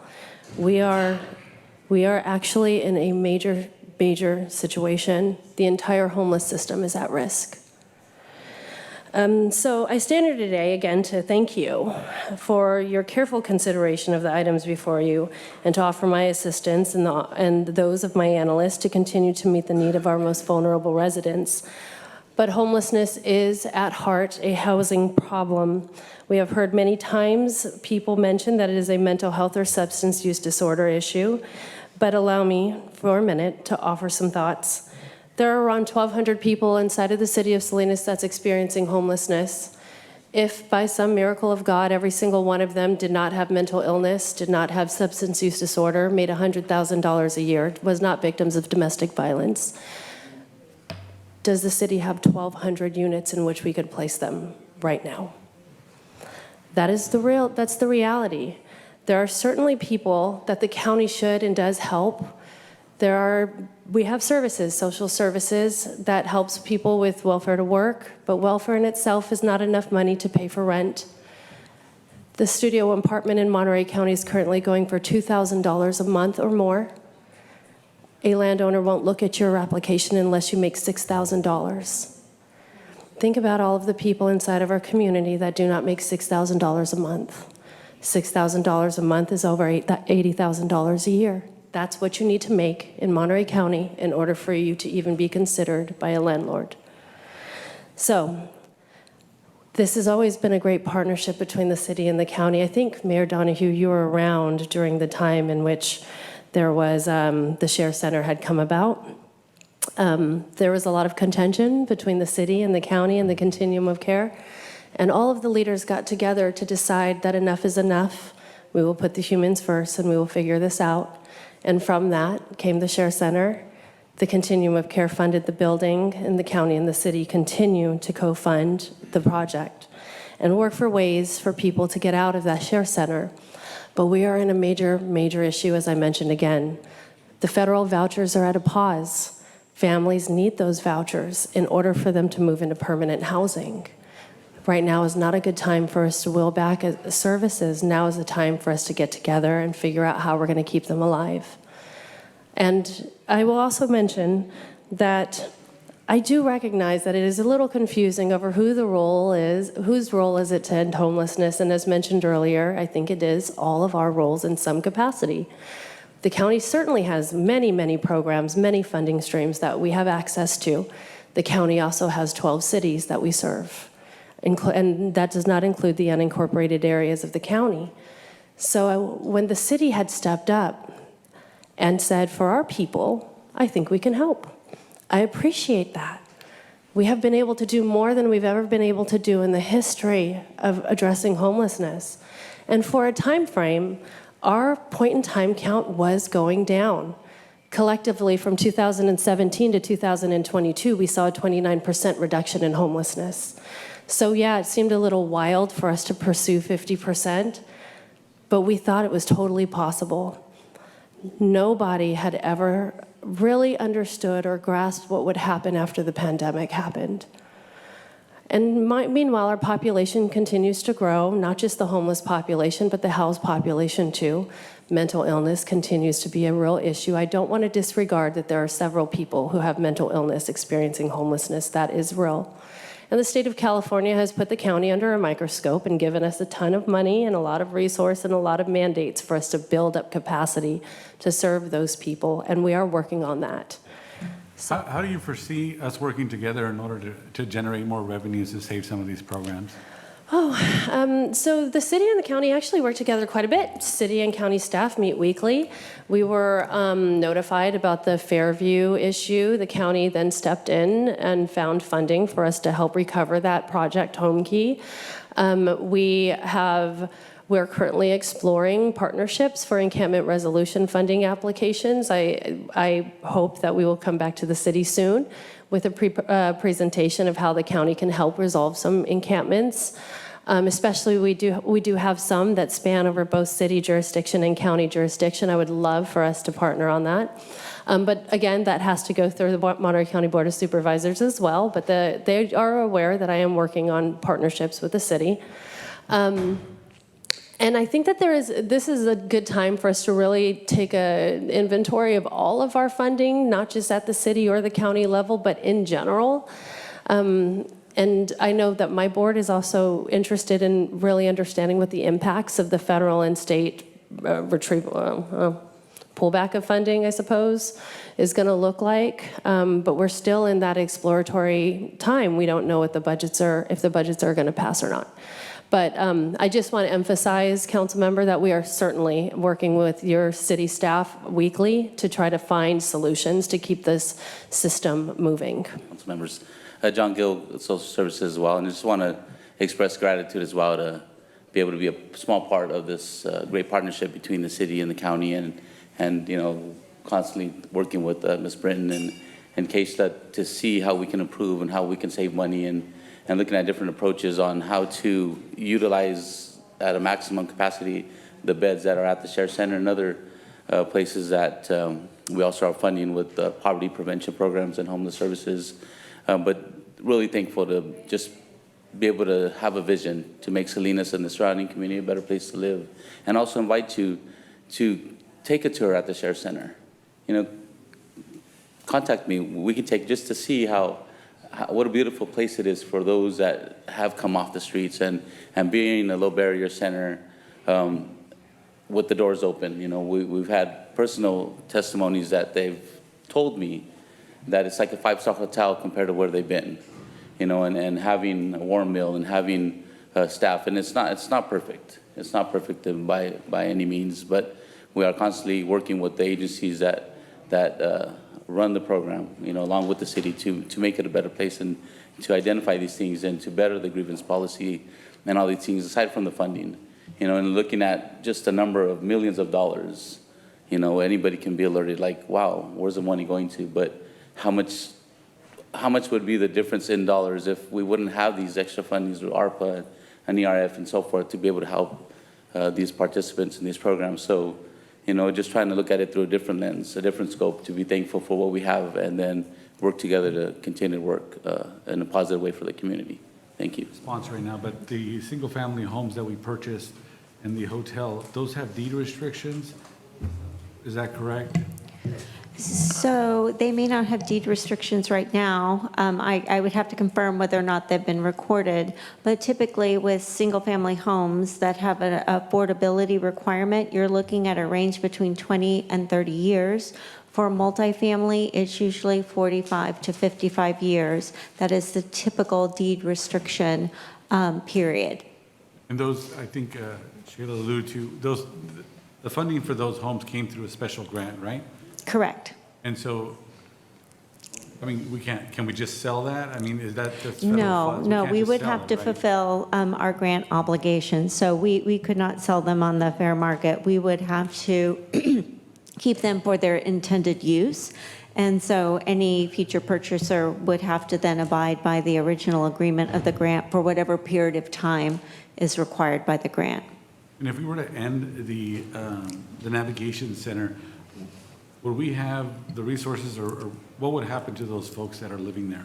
So similar to the approach that we took when we needed to assist the individuals living in Work Street to leave the facility so that repairs could commence.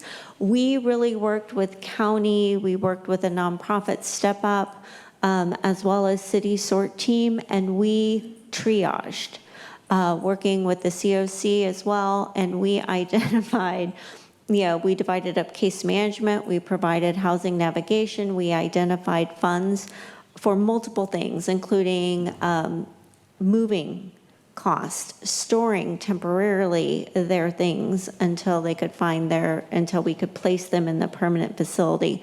Some of them had to go to another transitional facility while they were waiting. At that time, we still had vouchers, so we worked in partnership with the Housing Authority to qualify those that we could to receive the housing vouchers to then secure their placement. So we would do a very similar approach of triage, and it would take months, and we would start, depending on the direction of the council and the time frame, we would formulate that strategy. We're back in 2019 when the downtown streets team was brought forward. I remember reading a staff report that said that I think the city was going to fund them for a year or 2 years, but after that they would seek grant funding to continue the program. Did that ever happen? At this point in time, I believe the streets team has continued to be funded through the general fund. We have been able to secure grant funding to maintain the sort team, but not downtown streets team. Yeah, and that's what's frustrating for me is that, we go into these agreements and then, here we are thinking it's going to be a great program, but then they don't fulfill their end of the bargain. And have we talked to them about, what other funding or grant opportunities they've been able to acquire to fund some of their other programs and say, no, they're not just here? Yes, so it has been discussed with them, the importance of fundraising and seeking other alternative funding sources to continue their operations. They also were aware that I believe the agreement was for 5 years to continue to fund them, and that the 5-year actually would be ending June 30th, 2025 this year. And so we did seek additional requests, but they were aware of the possibility. Okay. My question was, and I know that we talked briefly, City Manager, but downtown streets team only currently serves LSL and downtown, and for the life of me, I can't understand why District 5, which I represent, which is largely North Salinas, doesn't get those services. If we were to continue funding downtown streets team, I mean, shouldn't all Salinas get services from them? That would be based on your direction, but certainly, I mean, that's part of the direction we need from the council, and then we'll bring it back. Yeah, if the council was to continue funding that would be my direction, that my constituents also get the benefits of that program, not just certain areas of town. In the past, Councilmember Barrera and I had partnered to bring an agenda item for a sanctioned encampment, to have a discussion about that, because now we're talking about possibly ending some programs with, although we have good intentions about finding people a place to go, we don't necessarily have a plan.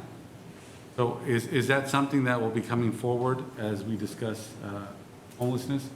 Well, I think that's part of your final comments. No, these are questions, Mayor. To provide direction. These are questions, Mayor. So we did not bring this up. Mayor, with all due respect, you have to treat each council member the same.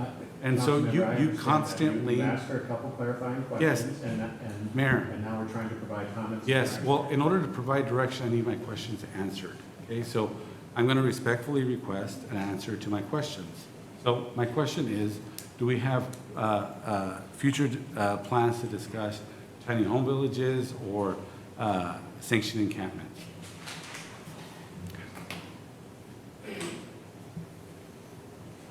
So at this point, that wasn't my intent. If you want us to bring it back, we'll bring it back. Let's provide direction to do that. So that wasn't my intent based on this report. Right. Just being clear and honest. Right. Not that we wouldn't, but it wasn't our intent.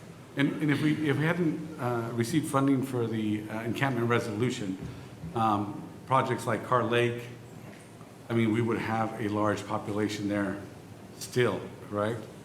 And so affecting our funding for our homeless services is not just going to affect those residents, but it's also going to affect our parks and the sidewalks that folks want to repair because they're not going to have a place to go. So it's going to affect police responses because, I mean, what are these folks going to do? So I just want to make some of those comments. I think in the past there was also discussions about bringing a homeless committee. You know, to find some of these solutions to some of these problems. I know we do have the Continuum of Care and the Coalition of Homeless Providers, but you know, perhaps this is an opportunity to bring back or to gather a big coalition of not just nonprofit groups, but the city residents who are affected by this. You know, we often talk about this is what we're going to do for homeless folks or people face unhoused folks, but are they brought to the table to have discussions too, to see, I mean, what solutions they may bring or for them to have a voice? What's their voice in these discussions? That was a request that was brought to the council, I think, maybe over a year and a half ago, through the proper channels of having another council member support that. So I think revisiting that as we discuss. And do we have plans for a warming shelter in case a winter warming shelter in case the council decides to end services in October? There is no additional plan at this point in time to stand up a warming shelter. Yeah, if the council decides to move in this direction, especially considering the weather conditions and things that our residents, because they are our residents, will be facing, I think that we need to do every effort to provide a warming shelter during that time. My direction would be on the issues that we immediately start putting some resources to see how many grants we could seek. I know we have good intentions. I think there needs to be an intentional effort to, like, all hands on deck to see what kind of grants we could apply for. Speaking with the county, I mean, it sounds like they are eager to try to work together, and I think that needs to be brought forward immediately. The Share Center, I don't know if all my colleagues have toured that, but that's an incredible place. SORT provides crucial services that I don't think we can afford to lose. The Downtown Streets team, I think they do good work. I think that they need to live up to their end of the bargain was to seek funding to help offset the city's costs. And if they do continue, that they should provide services to the entire city. However that gets allocated. Our mobile crisis response, that's something that, I mean, it's not just about alleviating police response. Sometimes the police gets called for things that they don't need to be there for. Now, I understand that they also are needed on a lot of those calls, but a lot of those people receive services that could long-term benefit them and then avoid future police responses. So I think that is a crucial program that needs to continue, which is why I think we also need to actively, intentionally be seeking grant funding. Our single-family housing, I think we heard that we just can't start selling off our properties. And the idea of purchasing Orchard Supply, which I don't even think is on the market, to provide showers and food, and isn't that what the Navigation Center is currently doing already? I don't understand some of the logic. I understand that our staff has limitations for facilitating projects like the El Rey Motel. So I think those discussions need to happen, maybe not through a swift action of the council without discussing all our possibilities. I I think people don't realize that although these programs are expensive, we have no place for a lot of these folks to go. So if you think residents of Creek Bridge have issues with people living in the creek now, or you think that there's Montebella community is not going to have more issues with homelessness homeless residents, they're mistaken. So this is going to impact our city as a whole. And let's not forget, these are our people. We need to bring folks together, and I think there needs to be an immediate call to action before the council makes a decision that's going to impact not just the homeless population, but our entire city. I want to find out if financially we can just sustain the navigation center.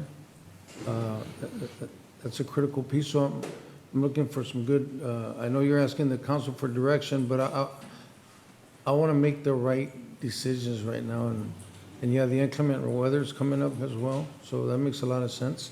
And then we have a commitment here from the county of how we can, and it sounds like we've already been partnering, we're just not part of that, and the staff is, so I think it looks great. I would like to make a recommendation that we do figure out a way financially how to continue with the navigation center. And for tonight on slide 12, the multiple different programs that are requesting direction, these are just kind of my general comments and the direction. For the Chinatown Navigation Center, I absolutely think that actually needs to go, just point blank. The Chinatown Navigation Center and concentrating so many homeless resources in Chinatown is largely part of the problem. We cannot continue to say that we're going to revitalize Chinatown, but you have so many homeless services providers concentrated in that community. When you talk and speak with the Asian American community, which represents that, that Chinatown, that historic Chinatown, one of the last remaining Chinatowns, in the United States, one of the largest between Los Angeles and San Francisco, there's a lot of history there, right? There's multiple Asian communities that have time and time again gone under multiple efforts to revitalize and strengthen their community. Yet we as a city and a county keep putting all these services in one center. If the Chinatown Navigation Center were to be, if we as a city choose to continue to provide this particular service or a navigation center, my recommendation would be that we take it out of Chinatown. And if my colleagues want to keep it open, then I would suggest we probably put it in District 5 or District 2, if you want to keep it open. Like, put those services, in another location to help distribute the concentration of homeless individuals and the, quite frankly, bad activity that also follows it, right? No one, I don't think anyone in here would kind of walk around Chinatown once the sun's setting, right? Not just because of the homeless people, because we all know there's illicit activity that is also associated with the homelessness. It's not to say that the homeless people are to blame, but a lot of people prey on their homelessness and their situation to take advantage of them and create these other opportunities to cause harm to the community. So on the Chinatown Navigation Center, my recommendation would be to just stop operations, but if the city's or the council's direction is going to be to pursue to continue to offer the service, move it to another area of the city or relocate it. For the Share Center, fully in support of maintaining those operations, as well as for the support team. Downtown Streets team would just no further continuation of supporting that program. But again, if the council's direction is going to be, we're going to expand services citywide, then part of that analysis has to be where are services already being provided that are similar to Downtown Streets team. And by that, I mean there's maintenance districts throughout the city that it would be a duplication of efforts, right? So from my understanding, the downtown area was provided these services because they don't have an additional maintenance district to provide those services. The Alisal, the Suba area was also identified to do so because they don't have those services already provided. But there's other corridors and neighborhoods within the city that do have these programs where I think it would be a duplication of services to provide both maintenance services and on top also provide downtown street teams or just a street team resource. As for the mobile crisis response team, a little bit kind of like 50-50 on this one. It is it's not a low ticket item and it is an ongoing cost, but I would really like to see a little bit more data as to how this is actually delivering results, right? We have the 800 number, I think it's 834. Yes, 834 clients served, but they're just based on that data alone, it's not very clear to me where that nexus is to connecting them to our homeless service providers. Yes, we made 834 contacts, but of those, how many were referred to resources? And when they were referred to resources, how many of them actually were connected to resources, right? Let's keep track of that chain a little bit more thoroughly and comprehensively so that, again, I'm able to understand that a little bit more. But on that one, the mobile crisis response, evenly split. Single-family housing, again, in favor of the staff's recommendation to pursue an additional partner. And same for El Rey Motel. The city as a landlord, we can't even keep up with our own facilities and maintenance. So I don't see us being the greatest party to take on this additional responsibility of being a landlord as well. Again, right, look at City Hall, look at how long it took us. It was initially supposed to be a project of X amount of time, and here we are multiple months, over a year later, past that completion date, and it's still not fully open, right? So in terms of the city's roles and responsibilities and what is the city's job, what is the core functions of the city, I don't think our core function is to be a landlord and to effectively be managing these types of properties and into the business of property management. Yeah. That's all right. Yeah, I don't think it was the smartest decision to purchase 4 homes, purchase a motel. I understand the intent. I really understand the intent of trying to be innovative and help out the homeless community. But entering in some sort of agreement where it does end up being deed restricted as a decision maker or policy maker, I don't think I would have given the city manager that direction. But here we are now handling the decisions of the previous council, which is fine. We'll find a way to move forward.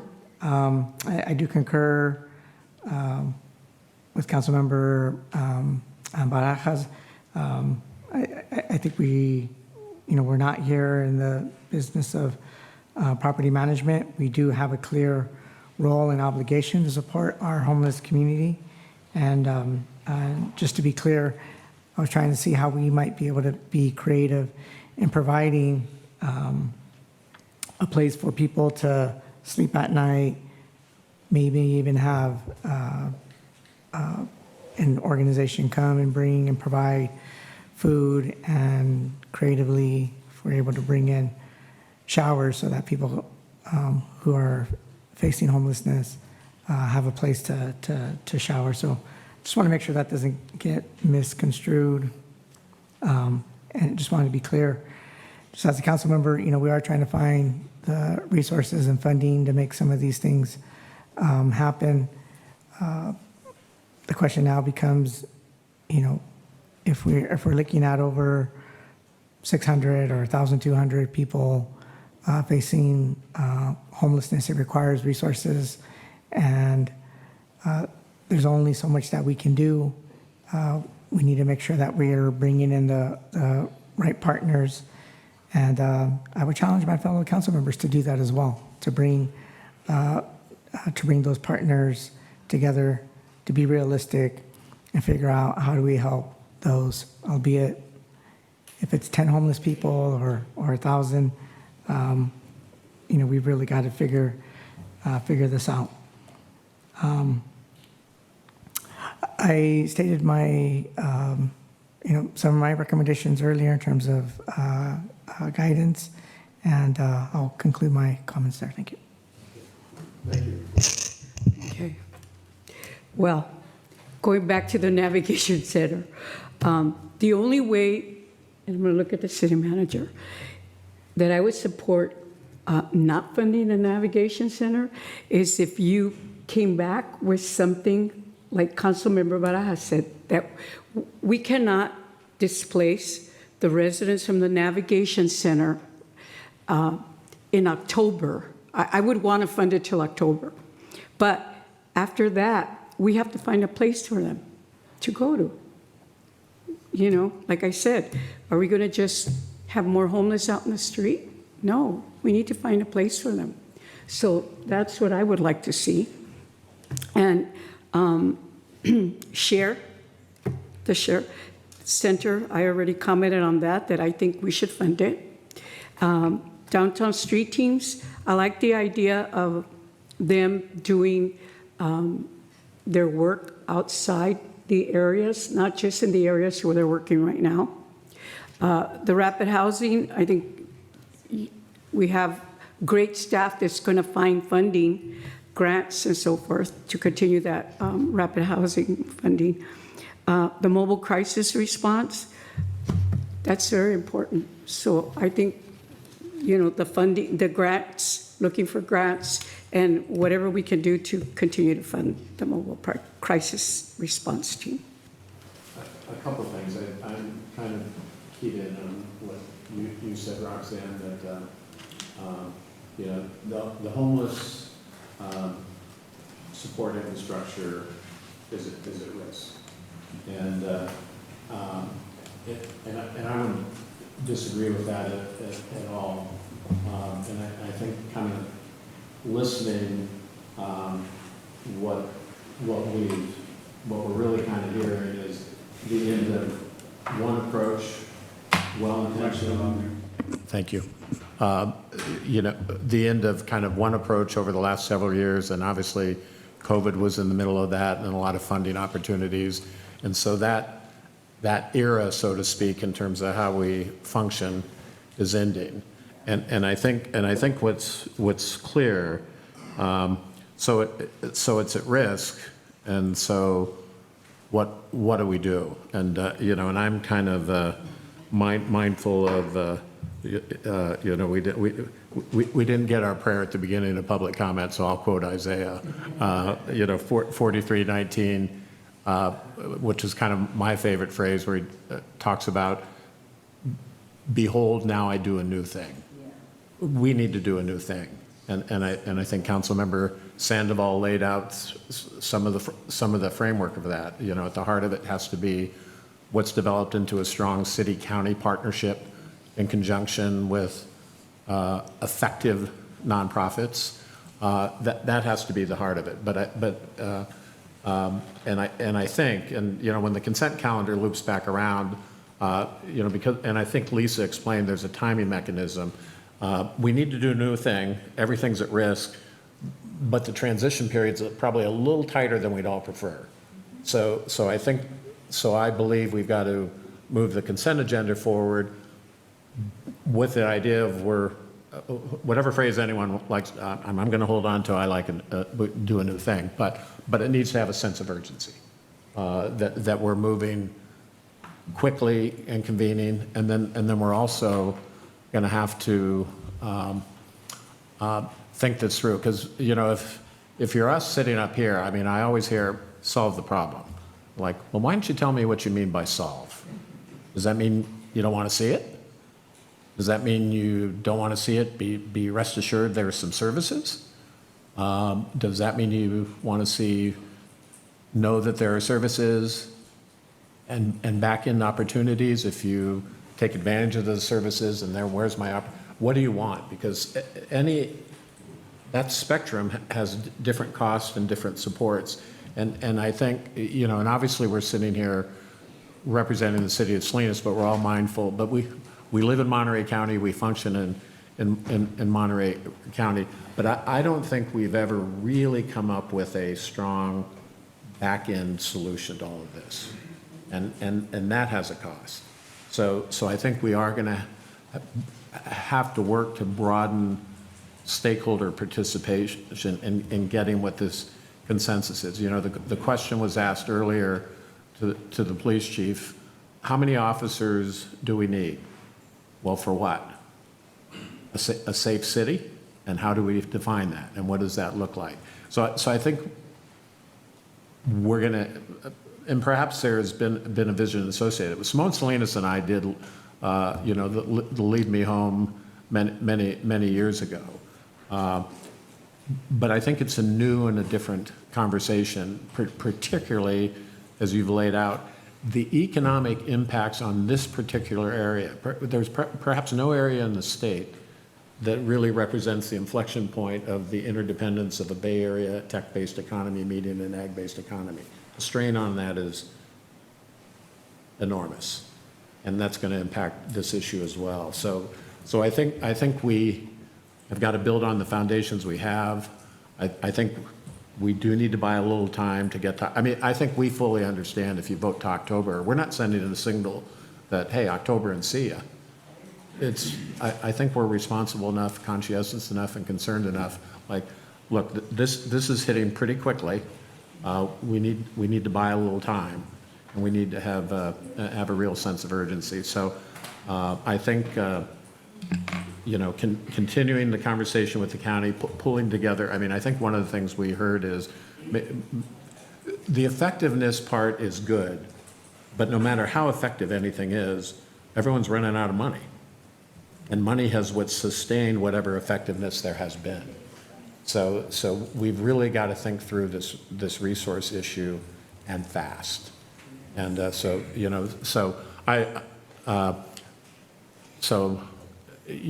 certainly echo the directions and thoughts of all my colleagues. I think you are hearing, as I look at the program and the way you laid it out in the famous, the slide 12, the much discussed slide 12, I was glad to see we're generally funded through the current fiscal year with the exception of the Navigation Center. I mean, I think we want to be very clear on a good transition. I will say this, and there is some truth to we also have to reconcile, because Chinatown we have a schizophrenic approach to it. We're going to do this and we're going to revitalize it. That might not work.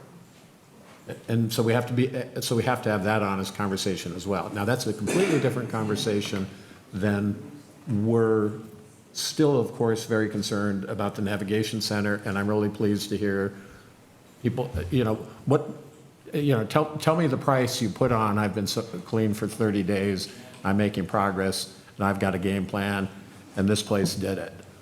The problem is, as much as we appreciate that, where's the money? So we really are going to have to talk, get through that conversation. But I'm always confident that when Salinas and the county engage, they accomplish things. And one case in point that we can clearly point to is CASP. That a group of people came together, have stayed together, and have a clear, demonstrable result by working together. And maybe we may have to come up with an approach like that. I don't know. But we do need to have a sense of urgency about this, and we need to build from some real strong building blocks that are in place. We can't afford to lose that. But whether it's at risk, we're doing a new thing, we're certainly in transition. And I think, given the nature of this particular problem, we need to have a real sense of urgency. So I'm not sure what that means in terms of direction, but I trust you to figure it out. Can we get a summary of the direction? I know that we were all over the place. So what did we end with? Well, I think that's what you ended with, all over the place. No kidding aside. So we got direction to look at how do we continue the Navigation Center and what are options there. The Shared Center, clearly for the next year, continue that. Explore looking at, it's mixed, but explore looking at how best to resource and maintain our 4 houses and the El Rey Motel and all of that. So we got direction on that. We got direction, a general sense of the importance of the, I gotta look at my list because I'm drawing a blank, but the SOAR team, we got to fund this to continue to move that forward. Look at direction to keep that future. The downtown streets team, look at how we can expand and kind of how do we fund it and go back to the drawing board on that. I know staff's been working with the team on that. And then on the response that's kind of helping us get out there, that is not funded for 25-26. So based on the general consensus, we're going to go back at the budget and see what we can bring back on that. So that generally kind of was, but I think the overall discussion was looking at how we can continue to strengthen the partnership with the county, bring everybody together, and so work through the mayor and how do we do that to, there was a lot of discussion on convening partners and bringing that, and maybe it's time for us to do it. I think that's something we've done every few years, and I think it's time to look at it again. So I think that was also the general consensus, and so we can work on that. We'll need a I'd like to make the motion So we'll to have a accept motion, the and then I consent know, agendas, Okay. items. I'll second the motion, and then Tony, do you have any comments? With all the discussion, I think it's pretty much Mr. Brandon, I want to thank you for that. Thank you. Included. But my request would be that for the amendment for the Chinatown Navigation Center, that it's clear that if they want city funding in the future, they're going to have to, basically, they need to start looking for a new place to relocate past October as part of the motion. Past October? He said after October? After October. All right. Okay. So based on direction that was provided at the last, I think that could be worked as part of that item. Okay. Yeah. Just wanted to clarify if Okay. it was needed to be a friendly amendment or if And- it's, but if it's part and of that's the, okay. like, if it's part of the general direction, Like so. I'm good. Yeah. Okay. And since I was, so that means it needs to be thoroughly looked at, Yes. as opposed to it absolutely has to happen.